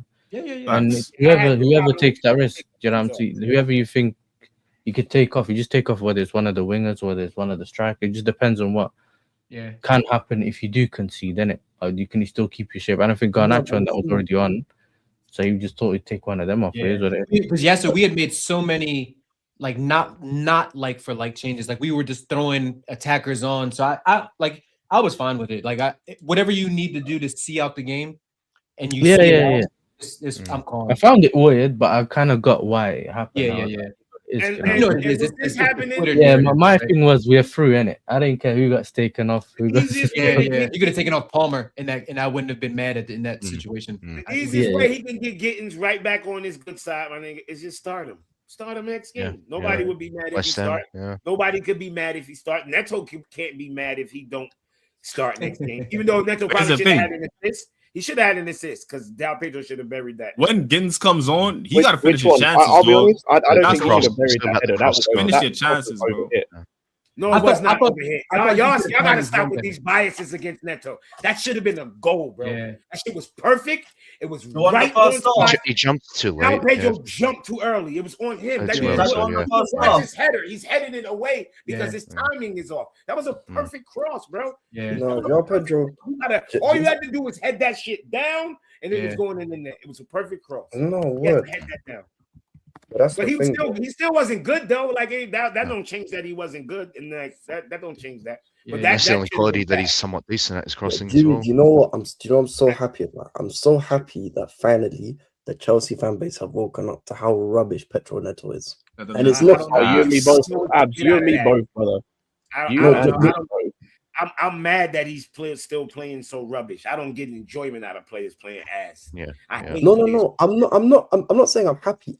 Chelsea fan base never liked Neto though, bro. You saying it like they like Neto? That's cap. Nah, they defend this nigga.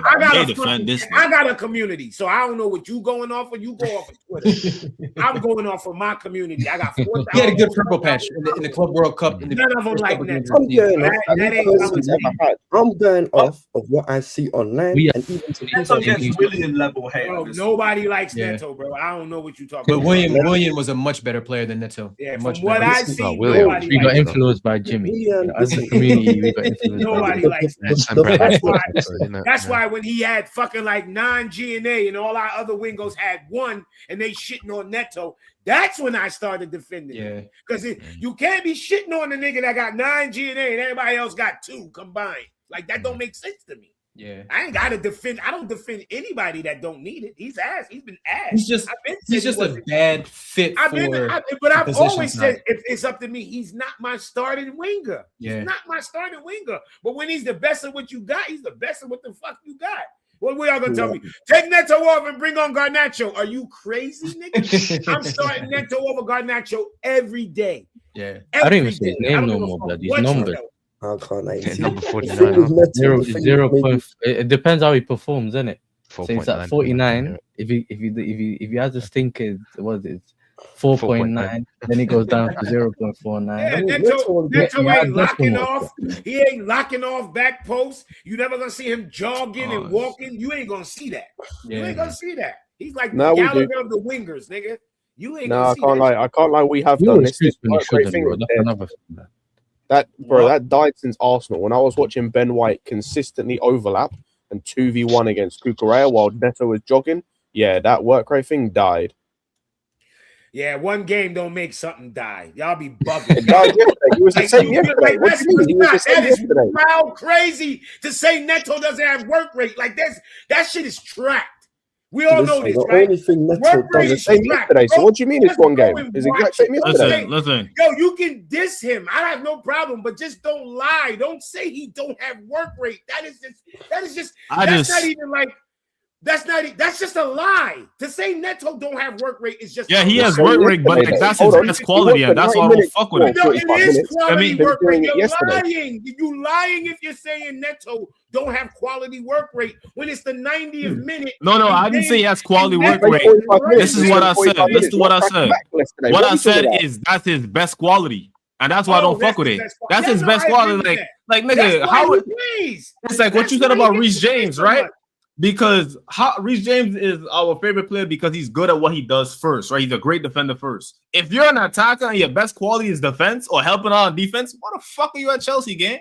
Go play for Arsenal or some shit. We don't fuck with that over here, gang. That's why. Here's my thing with Neto. Wait. Can I just say one thing on this work rate? Because we've spoken about, and I think we're ignoring this aspect as well. We spoke a lot about how players are being overplayed and like fitness issues and all of that. Neto's played a fuck ton as well. And like if his work rate's dipping off now, maybe it's coming down to the amount of minutes plays because I've just gone to check his stats this season. 90 minute, 90 minute, 70 minute, 90 minute, 70 minute, 90 minute. He's just always playing. So, like, to be honest, as much as he fucking frustrates me, maybe the defensive work rate dropping's got something to do with that. But you need fitness for work rate. The work rate is something that depends on fitness. It can't be. It's not something that you switch on and off kind of thing. You get what I'm saying? So if you are tired, you might not be. The work rate might not be there for that game. Yo, I promise y'all, if we had a good back line, nobody would want Neto here. But this is what I hear what Jimmy was saying in it earlier when he said it was only one game, for example.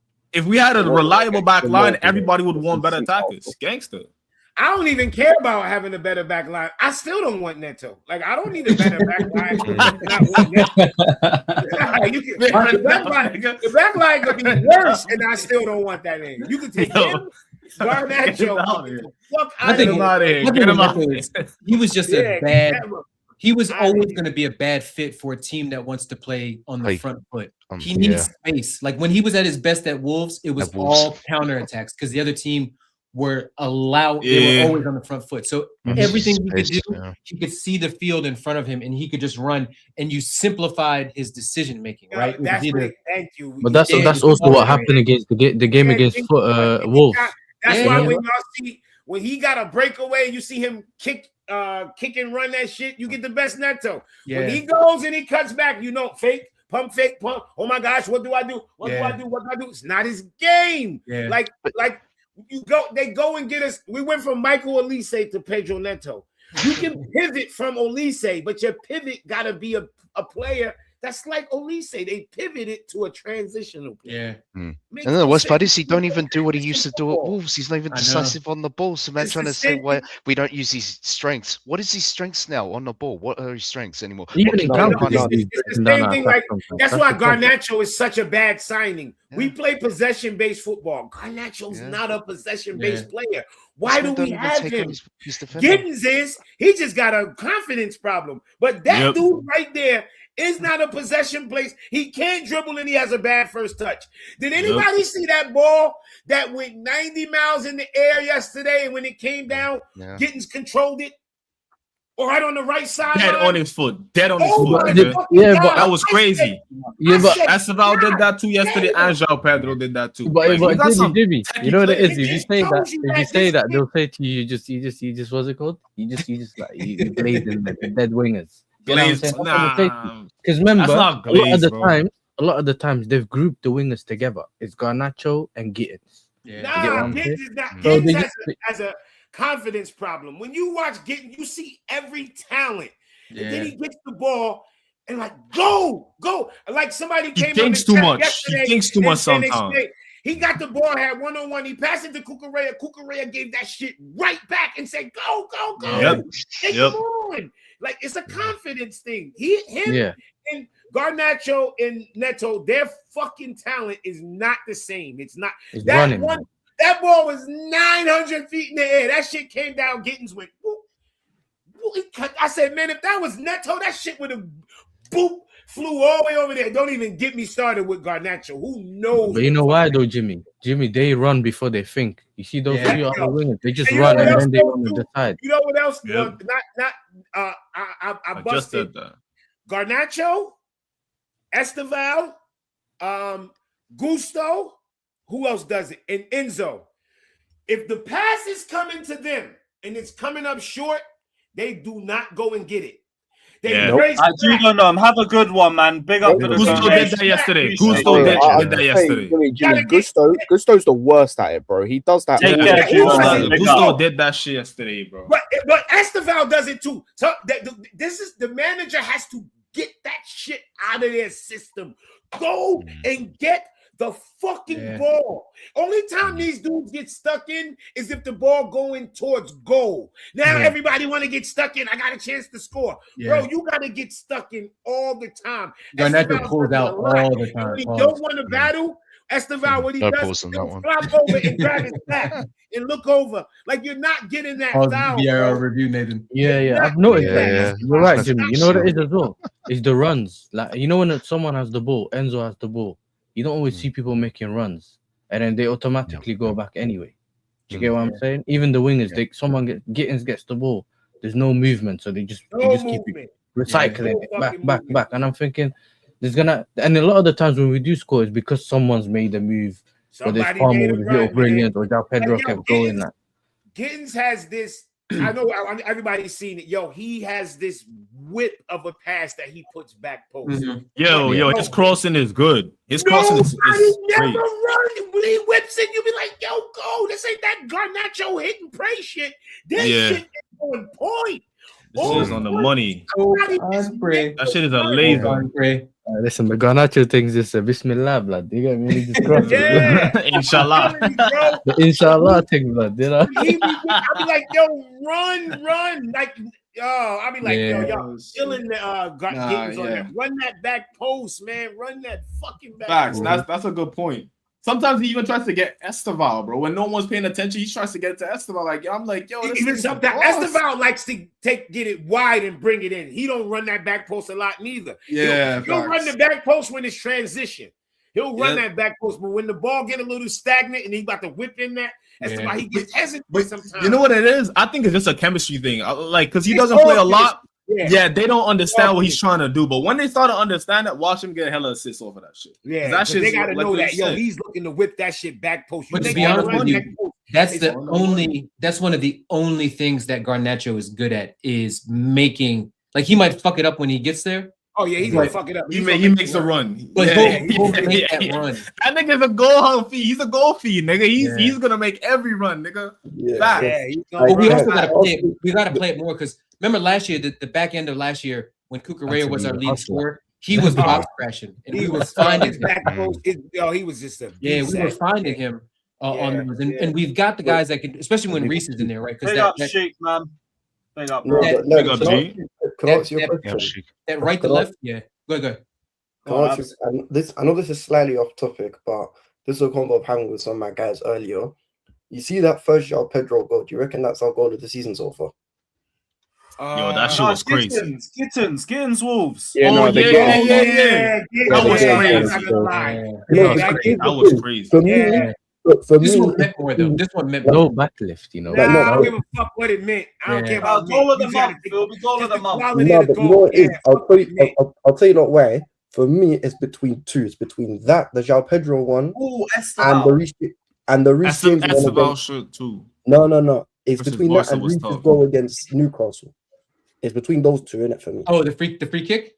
Yeah, that was nasty too. That's what I'm saying. We scored some good goals. Man, that Gittins volley, that shit. Yeah, that volley. That shit was outside the box. That shit was off a volley. Even if he will never do it again, he did it. That's what about the Caicedo one? Then we got better than that. It's a goal of the month. I'm looking at this shit right now. No.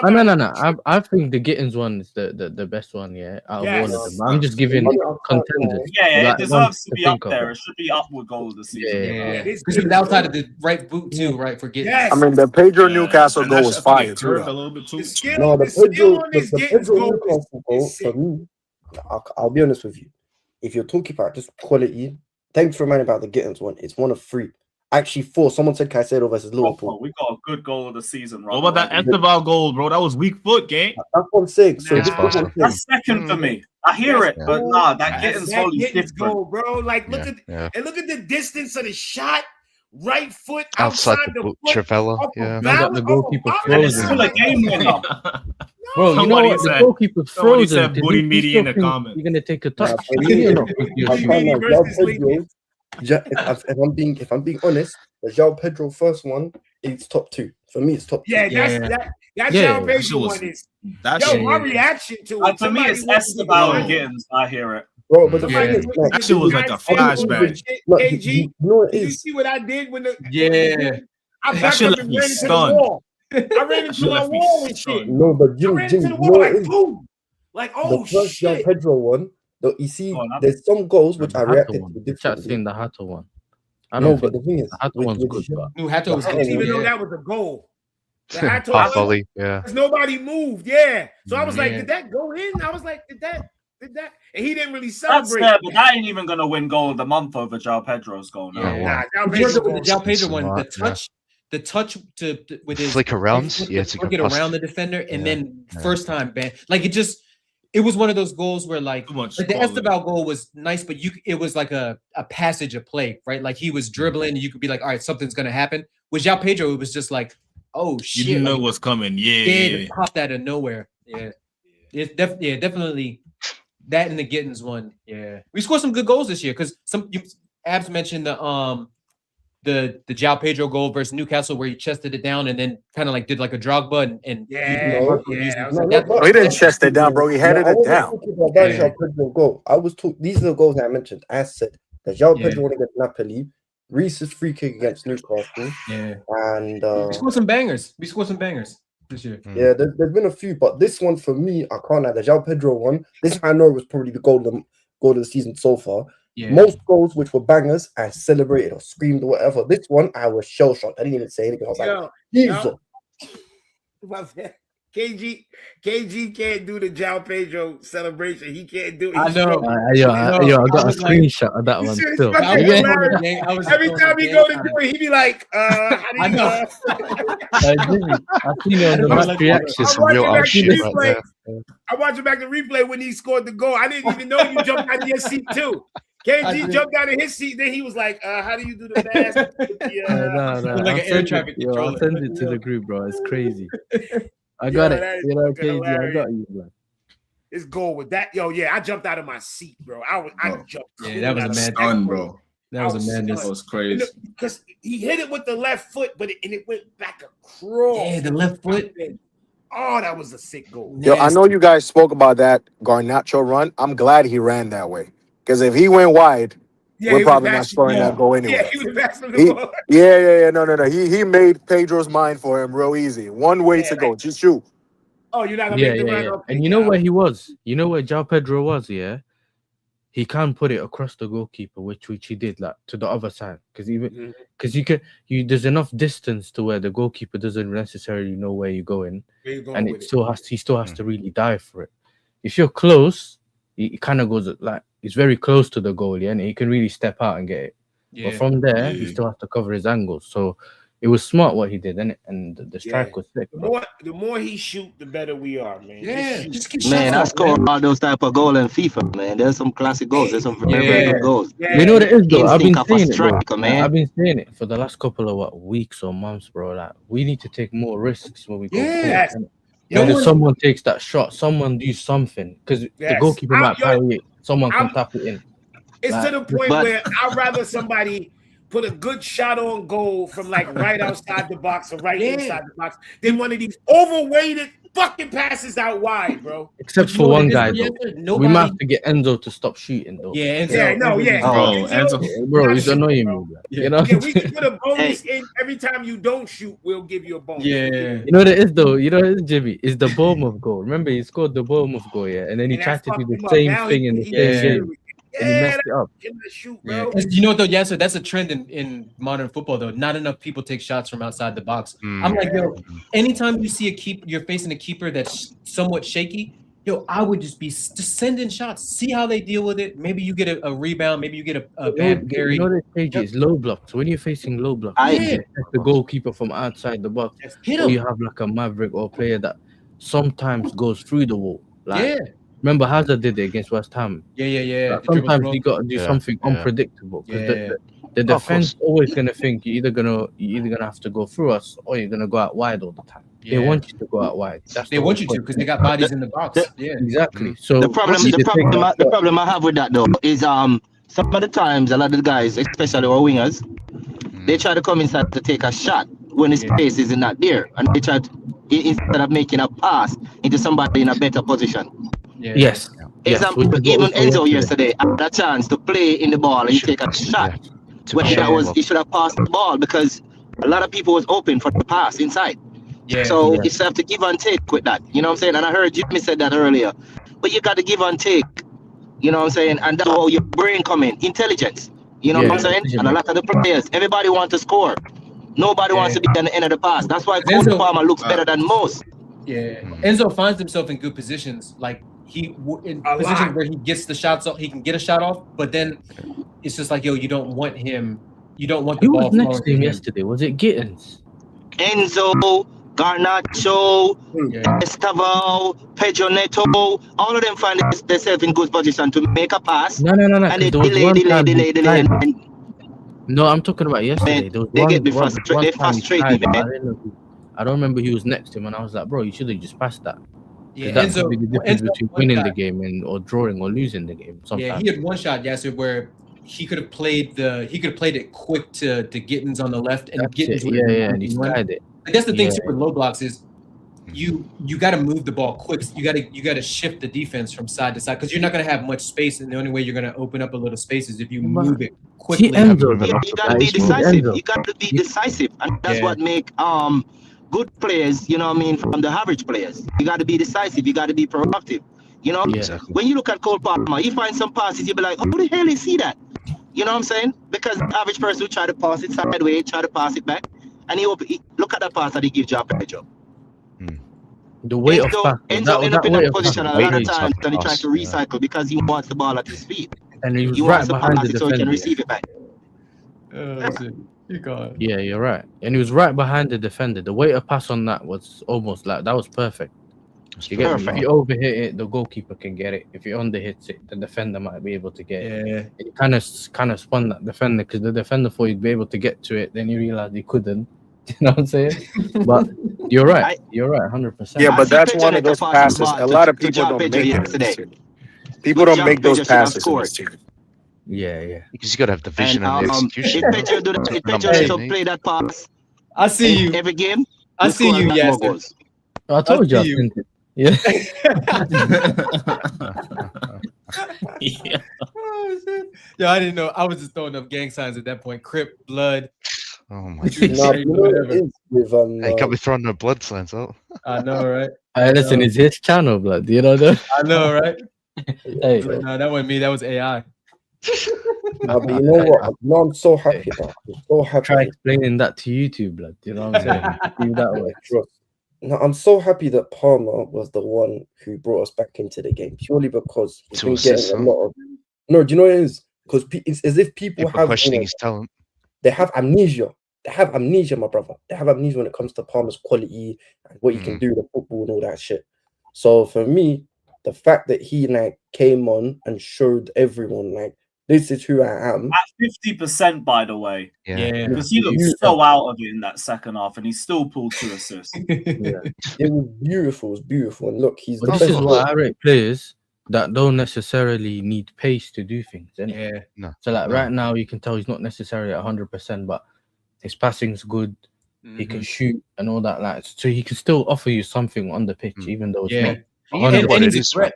He's a threat too. Like even though everybody knows he's 50, 60, 70% max, still having him out there is like you got to account for him. But this was the problem we were having, right? That's why this conversation is important to have, is because when the team's playing badly, you obviously look to your better players to do something, right? But we didn't know exactly what was going on with these injuries. So some people maybe perceived, maybe myself included, perceived Palmer wasn't necessarily trying at 100%.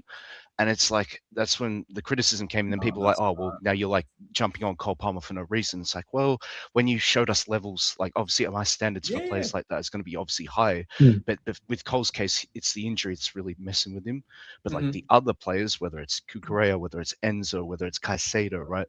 When they're playing badly, when the team's playing badly, there's slightly less of an excuse because we know the type of player you are. We know what level you can play at. And it's just like, a systematic. Introduce us to a vibe. You got to maintain that vibe. No, of course. And that's exactly, bro. With Palmer, he's been very unfortunate with injuries and shit that's happened this season. And look, hopefully he can get back to full fitness and start getting back to levels which I know he can perform at. But I'm telling you right now, right? If Palmer gets back to the same levels, him and Estevao, Joao Pedro link up, that's going to be disgusting. Because they're all on the same wavelength. They're all on the same. That right side, and then that right side with James at right back too. Like that's crazy. The only thing is with Estevao and Palmer in the side, our press and our defensive, like how we deal with transitions, like we've got to, like the other folks really have to be locked in. Like 2 DMs or something. Yeah, but the thing is, or you take your opportunities in it and kind of kill the game up a bit early. That's usually how the one thing I'll say with the whole, because I'm so happy you mentioned Esteval as well, because with Esteval, I feel like his, so-called lack of work rate is something that you can work on, innit? It's not something You can teach him that. Yeah, work rate. That's all. No, Mourinho did the same thing with Hazard. No, no, the thing with Palmer, I feel like with Palmer, people they act like he's just this lazy guy that does nothing off the ball. No, he presses. He presses. People mistake nonchalance for laziness. He's been you know what I like mean? this year, Yeah, 100%. like there's been noticeable like improvements in his work rate defensively and pressing. Like there's been times where I've been like, the fuck is that? Oh, that's cold. Like you're not used to seeing like, just because he, how like Nathan brought up the point about Hazard. Like Hazard was so good for us offensively, and he was so central to everything we did in attack that Mourinho would always say, like he played Aspie at left back to help cover for cover for him and things like that. But if Palmer just gives like the kind of defensive effort that he's playing, he's kind of shown over the last 6, 7, 8 appearances. That's better than Hazard ever did, because Hazard was never good defensively. No, the thing is with Palmer, but also Hazard played at a time where I feel like you could slightly get away with players. You could get away with guys not doing all that pressing and running anymore. Whereas even your best players have to be like hard workers. But one thing I see with Palmer is I don't think he's necessarily a super hard worker. I think he's a very intelligent presser though. Yeah. Now he knows when to and not to do all that pressing and shit. You can't come up in through City's academy, get to their first team and not know how to press. Like that's not something that City would put up with, that Pep would put up with. So we know he can. Like Palmer's despite being an idiot off the pitch, he's a very smart player on the pitch. I can't lie. Like even if you watch, sometimes he's the only one pressing, or he starts the press. When you think, you know what, Esteban will learn, because you got to remember too where he's coming from. Palmeiras, he's carrying the attack there. He's not asked to to do as much defensively. So that'll come with time, and that comes with experience in the Prem. Like you just got to live with it, and he's got to pick his moments. And with me, it's always just about him being locked in concentration wise. Like there's times where we need, like, everybody's got to be on the same wavelength, because if you're pressing as a team and one person is off of it slightly and isn't in the right position, understandably, everything is, you keep those gaps in there. So. That's the thing. It can be obviously like highlighted when someone else isn't pressing from our forward line, when our actual fullbacks are not doing their job as well. So like a Jacquet or like a Gusto and whatnot. So then it's exacerbated even more to an extent. Like, oh shit, we've just turned over the ball and now we're on the counter. We're facing a counter attack and we've got no one helping back to defend. So like that's how many times they had 3 attacks down Cucurella's side because Neto didn't track each other. See, that's the problem too on the right side, Nathan, is if Esteval and Gusto are there, that's why James had to face so many people. Already, he doesn't have it all up here yet. He's got the physical attributes, and he's actually I think he's a very good footballer for a right back. Like he's good with it. He's got very good feet, but he's got to be there. Like he's got to know, all right, I can't go forward in this situation because Esteval is already high and there's a big gap in between. So I just need to get back, get the lines right, and then not let them break down that side. I don't know if he'll ever figure it out, but that's part of the reason why too. I'm always like, if we had to choose between Gusto and Achapong, because I always consider Achapong a right back. So do I. I always fight myself. I would want Achapong over Gusto, just because I think, especially the way he drives with the ball, Yeah. Why would you want to play Josh over Gusto as a right back? Yeah, I think Achapong thinks defensively first, which is what I want from my defenders. He played as a centre back as well. I feel like with Josh, for me personally, if there's one thing that I don't know, well, to be fair, it's not really saying much for either one of them, but if there's one thing that neither of them really offer, which Reece offers to a high level, is neither one of them is a particularly top passer, if that makes sense. Yeah. No. That's bro, I feel right back Gusto is solid. I think the issue we've had with Gusto has been when he inverts into midfield and these 10 positions. But as a defender, as a fullback, bro, I'd rather Gusto than Josh, bro. Like, what?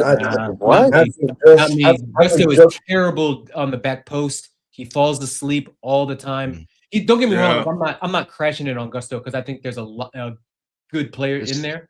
I'm just saying I like, even though I know some people like, and this is anybody's, welcome to their opinion. Some people think Josh is a center back, and I could see why people think that. I personally like him as right back because I like the qualities that Yasser brought up. Right, he's good at driving the ball forward. He gives us additional height back there, and he's defense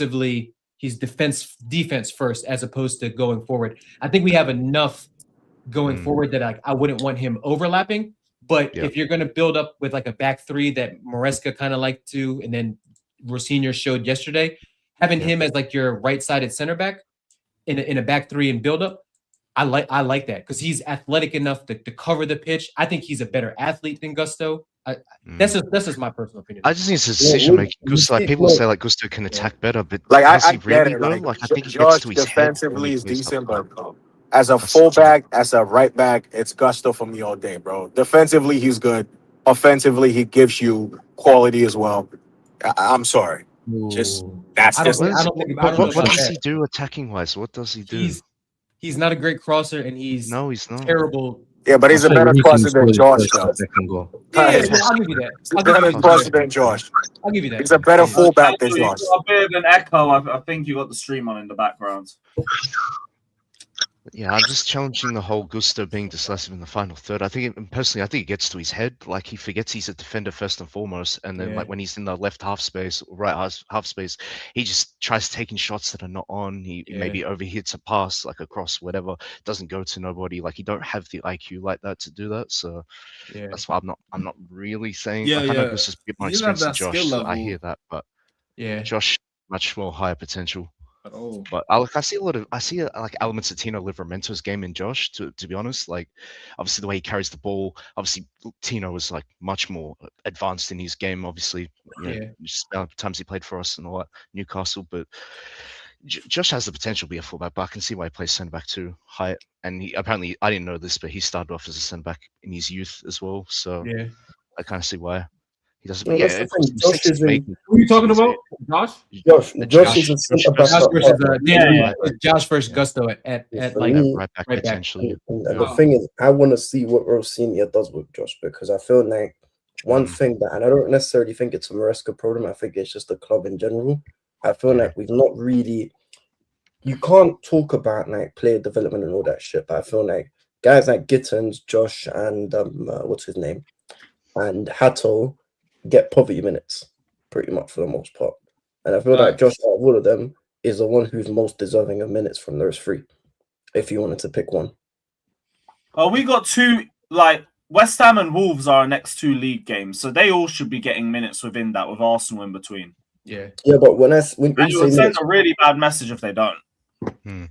Yeah, but that's the thing. When you say minutes, what type of minute? Are we talking poverty minutes or are we talking like actual serious No, they minutes? should be starting. I want to mention West Ham and Wolves away. When I was driving, I was listening to you guys talking. You were talking about Palmer and where he wanted to play. I think Jimmy was saying he wants him to play as a number 10. Yeah, he did. Yeah. If that's the case, I don't know. I think it was Scott. Is Scott still here? But if that was the case, then we might have to do, which I disagree with. I like Enzo in there in the midfield three, but you might have to like action on Enzo, man. Because then that solves a lot of your problems. You might have to what? What did you say then? You cut it out a second. Might have to what with Enzo? On Enzo, you might have to cash in. Oh, cash in. Cash in on Enzo. For me, Enzo, I don't know. I hear it. It would be unfortunate because I can't lie. If you're talking midfield performances, I think this season he's probably been our best performer there. If we're playing with a midfield three, yes. I've always said this. If we're playing with number 10, we're just too vulnerable through the middle that we have to do weird shit like, oh, the fullback has to invert, so we're not vulnerable through the middle. Because in that midfield too, he's just not. It's just not strong enough. Not in this league. That's why I prefer a midfield three, right? And him playing a more because he's still gonna he works hard. Enzo works hard. He runs around. You know, he does all those things. But if you're gonna play with a number 10, the Caicedo Enzo double pivot. Y'all know we know that it doesn't work. We know it doesn't. So I don't know. Yeah, I'm the same way, Daniel. Like Enzo needs for me 2 runners around him in the midfield, 2 guys with legs that can cover his defensive liabilities. Yeah, I mean, he's not bad. He's not terribly defensively. Like he gets stuck in. He can win some. He just can't cover the ground like that. You know what I mean? Like, let's be honest. cover. He's not a Caicedo. Yeah. He can't cover the ground like that. Like so. yesterday was the Champions League is the that's where I'm looking at Enzo to shine, right? Because the game's a little bit slower. The physicality that you're gonna not see in the Premier League, you're gonna get less athletes from Spain, from Italy, from Germany, from France. So that's where I'm like, all right, Enzo, you got to start pulling up trees in the Champions League, because in the Prem, you don't get that time. Everybody in the Prem can run. Doesn't matter if it's Leeds, doesn't matter if it's Liverpool or Arsenal. Everybody's got legs in the Prem. Yeah, that's the thing. You don't get that time on the ball, which is his strong suit, basically. Yeah, but the thing is, see, when you have a player like Enzo and you have center backs like we do, we're always going to talk about these things, because, as strong as Caicedo might be, he still gets bypassed as well. So Enzo and Caicedo as a pivot, it might not be the strongest. And, when you play these bigger games, maybe you go to a midfield three. But if you have better center backs, bro, you can eat that, because Enzo just offers you more. He just offers you so much to this team than him not playing at all. So I think there's certain games that you can get away for me, bro, the guy still wins duels. He still gets stuck in. Yeah, the thing with this team, bro, when you think about, okay, we could do better without this player, when they're out, we're like, you know what, now we need him back, because the guy who's come in just ain't good enough. It just seems like we always have these issues. But against Arsenal midfield three, and then you have a bit more of I think long term a balance in there. Long term, right? You have to make a decision, because you have to fix. We're not, again, we keep saying this. We know we're a good team, and we have spots where we play above our means, or we play to a certain level, and then the rest of the time we kind of drop off, right? So we have to make a decision on, this is how we want to play, and this is the structure of players we're going to bring in, and just simplify it, right? Not, if we're playing this, then we can use this guy, and then we'll play it three at the back, and we'll use this guy. Just simplify it, solidify it. Obviously, one of these guys is going to have to go. If you're playing with a number 10, somebody has to go if you're playing with a number 10, right? At the end of the day, that's probably the preferred version, because then you can play Estevao on the right. Lewis, the thing Dodgers tweet. So if you don't, bump apparently. I don't know. Somebody. But Daniel, I feel like long term though, Enzo could still be a solution in that pivot. Just have better center backs. And this, even if you look at Arsenal, bro. You get better center backs, though. You have to sell somebody for a lot of money to get that. Yo, we have a lot of guys we have a lot of guys that could be sold, but I'm just thinking, if long term Enzo is one of the guys you want to have in this team in that position, it could work. You just have to have better defenders. Enzo, for me, that guy he's too valuable to be letting go. I'm sorry, he just gives us so much more. It depends on what you want, because I agree with what people are saying in terms of Enzo's quality. As I said, for me, he's probably been the best midfielder, the best midfield performer this season. If you're looking, he's been better than Caicedo?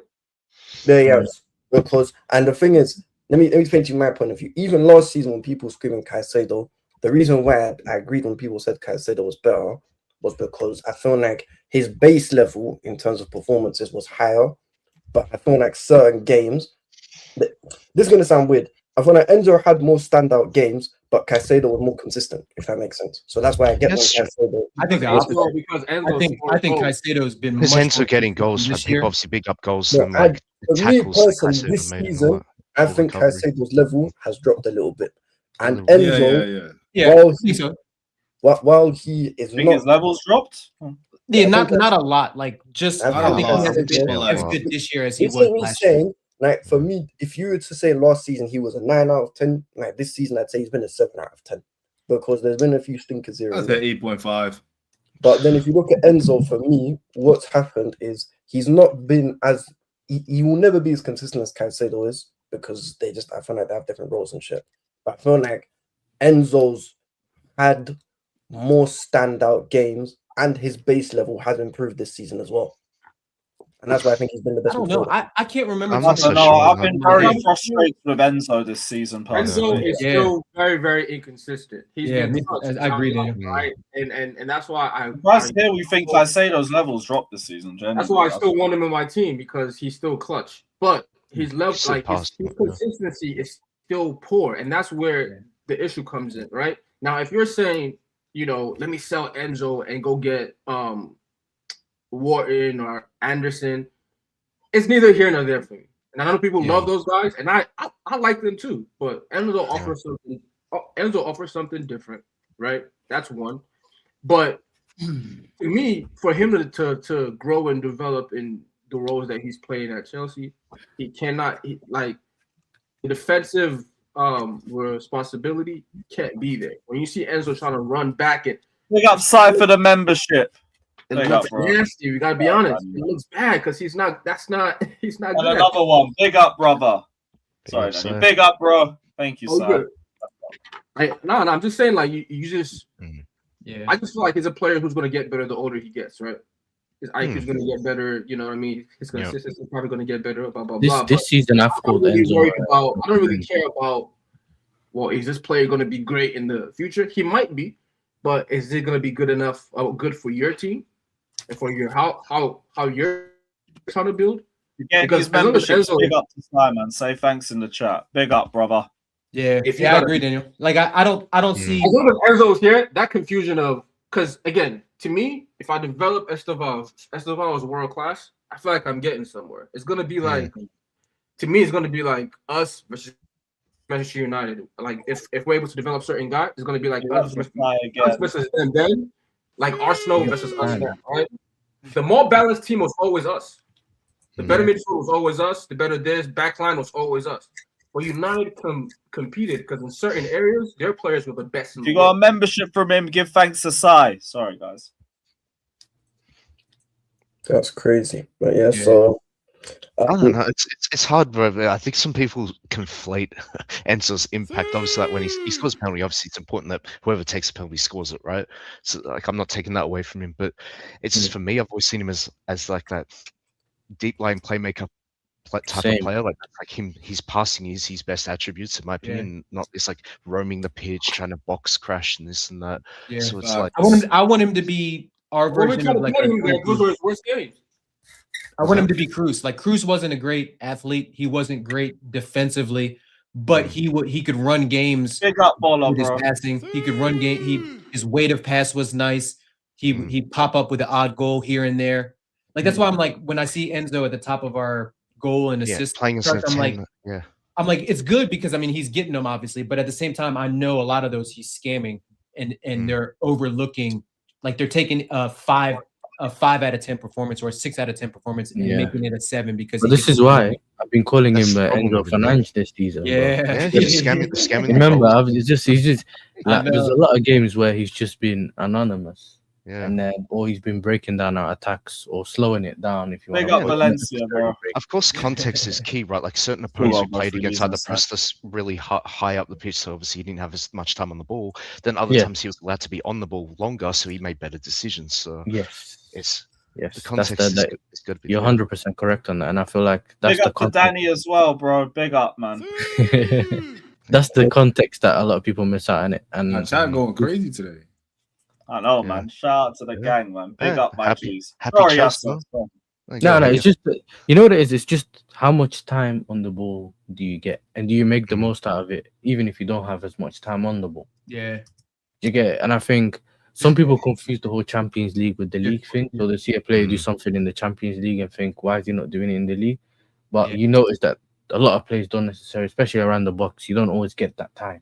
Yeah, you get it. So it's one of those where you have to take you have to make that right decision or just move the ball quicker. I think. Bro, I mean, and a lot of people talk about like experience in this team. Enzo is one of your experienced players. You get rid of one of those, and then you bring who else you want to bring in? Wharton. See, that's the counter to your experience, bro. That's the counter to your argument, and that we were talking about that with the center backs before. It's like, yes, like run me a Elliot Anderson, run me a.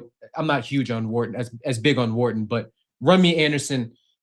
But you just don't know who this board would like. Wharton's passing's crazy, bro. Yeah, we might not. What's the type of player who dictates the play with his passing range and all that? But we might not. Like the board might not go for one. Like we might go for another. No, they probably won't. Maybe 18-year-old from. And if considering we were passing it like for the next Wharton. we under hitting our passes all the time, and the players that chasing the ball. I wouldn't get rid of Enzo because I know what they're gonna do. I know who they're gonna go for. I understand that logic because Anderson is going to the World Cup. He's going to start the World Cup, so obviously he's going to cost a lot of money. He's going to want a lot of money, right? You know what I'm saying? So if that happens, they're not going to sign him. I know that. So I know. I see Anderson. We're just discussing it like a profile. If we want Anderson, we'll try and secure that before the World Cup. Yeah. No, we won't. No, I'm not saying we will. I say that would be the game plan. Yeah. I don't know. I think City's into it. I reckon. I'll just tell you that for free. We're not signing these kind of guys because of the wages they're gonna want to come in on, right? Like they're not. Some of these guys aren't willing to come in on the lower, and then it grows. They're just like, yo, the market is saying I'm worth 220K. I'm getting 220K. So y'all figure it out. So that's why I'm not. Yeah, because I'd rather just stick to some of these core guys who've been here, 3 years now, 3-4 years, and just see what happens with these guys, right? While developing some of the higher talents, right? Maybe Enzo's ceiling isn't as high as we thought. That's okay. That's fine. There's because we're always chasing the next higher ceiling. That's what Chelsea fans are looking for. Right, it's a profile thing, but that's because but that's also because a lot of people think over time because a lot of people think football is just progressive, innit? As in linear. It just over time we should see better and better and better. And I think not every player is like that way. And I think our main issue this season when it comes to the whole Enzo thing is that we can all say on his day Enzo Fernandez one of the best. You know what I mean? The problem is on his day. That's the thing we've always moaned about. We want to see it more consistently, innit? Whether he's in the 10. Too many moments for me. It's not enough, like, through the entire game. Yeah. When I see him, I'm like, oh, yeah, he's going to dominate. Like, they have to really worry about him. You have some moments where he does an amazing touch or, he has a, really good pass or a good sequence. But it's not consistent. Yeah, you don't see it enough. There'll be passes where I'm like, yeah, he should be able to make that. That's what makes him so frustrating is because he's got the ability. Like I remember one of his best games that he played was one of the 1-1s that we drew versus Liverpool. I think like in his second season. That it might have been the first game of the season, and he was like, he ran that game, and you're like, all right, I don't everything. Dropping in, picking up the ball, getting into the box, he was doing everything. Yeah, I was like, I don't expect that every game because that was like a 9 out of 10 performance, but I need to see that performance 8, 9, 10, 11 times a year in big games. I'll be honest, I'm bro. Then you're gonna have to go get yourself a Yaya Toure, bro, because Enzo ain't that guy. Yeah, that's the problem. CJ, show me who you have to be a top playmaker, and you cost 100 million. I need to see that more often. Like we have to be like we got to call a spade a spade. We need. He's a £100 million player. Like he was the prize of the what do you win? Young Player of the Year at the World Cup. At the World Cup, Young Player of the tournament. Yeah, we know what kind of player he is. We just you need to see that more. Like we saw that more from Caicedo, right? Nobody talks about Caicedo's price tag anymore, right? Because he's done it week in, week out. Same with Declan Rice. No one talks about spending 100 million on DMs. But with Enzo, you're like, people still throw that 100 million price tag in Chelsea fans' face, and we're like, we throw look at the GA. He's got better GA than Rice. He's got better GA than these guys, and we're like, but we really know. We're like, we know the level that he. Yeah, we need to see more, Daniel. Right? And for me, like because of the competition, that's why I think naturally he's going to be one of the top guys. Just the way football goes, right? Yeah. By the time he's 27, who in world the older guys are done. Yeah, in a bit, guys. The older, yo, big up. The older legends are all done, right? Yeah. So, and he will have enough experience. That's why it's important for you to play in the Champions League, to play in those kind of games, play in a quarterfinal, a semifinal, get used to that kind of, those kind of atmospheres against that level of talent, so that you can be the one who leads your team later on, right? Because if it's later on, if I'm not having a guy like maybe Anderson, because I know he's going to the World Cup too, and he might probably play in a semifinal, World Cup semifinal, or something like that. Because England always goes to the fucking semis. God willing. Maybe him, but apart from him, I'm sticking with Enzo. I'm sticking with Enzo. Yeah. It's not because I love him. It's just I feel like it's the alternatives you're not sold on. Yeah. Where again, it's not linear. It's not like it's gonna. He might put it all together, next year or in 2 years, right? I'd rather wait for that than for the next 18-year-old who I have to wait 5 years for. I mean, also, I guess the question is like, what is your expectation of him as a player? Like when you look at Fernandes, what do you want to see from him? Because I feel like consistency. But I feel he's been consistent enough. Like that's the thing. With Fernandes, bro, I think there's just more upside to him being in this squad than downside. Like he's I don't know what I feel like with Fernandes, bro. I think you're arguing something that I haven't said, right? But no, I'm not saying you necessarily. Like it's not about you necessarily. What I'm arguing is this, right? So like I said, I watch Enzo make a nice pass to the wing, to the lines, good touch, blah, blah, blah, right? He does that. In the next sequence, there's a 5-yard pass to his other center mid that he fucks up. Yeah. If I'm saying that's not... You know what he's doing a lot now, Daniel, is when he's on that left-hand side and he drifts out wide to the touchline, he gets it and he can't turn. So he ends up using the side, the defenders, it's like 2 defenders will close on him plus the touchline, and he ends up like kicking it out of bounds or something. Like or he gets dispossessed. Even sometimes he's aware enough that he makes a quick 1-2 pass and he's out of there. I'm saying do that more, scan more. If you don't have the level of agility, like I watched Lampard play. Lampard was not the most agile player. Yeah. No. His IQ was out this world because he's always looking, seeing where you are, seeing where I am. Always looking in his mirrors. Enzo scans a little bit more. You won't get in these cul-de-sacs where he's going to lose the ball, right? So there's improvements there in where even some of the passes that he's making, it's like, oh, you made that great pass. The next sequence is another great pass to make. You don't make it.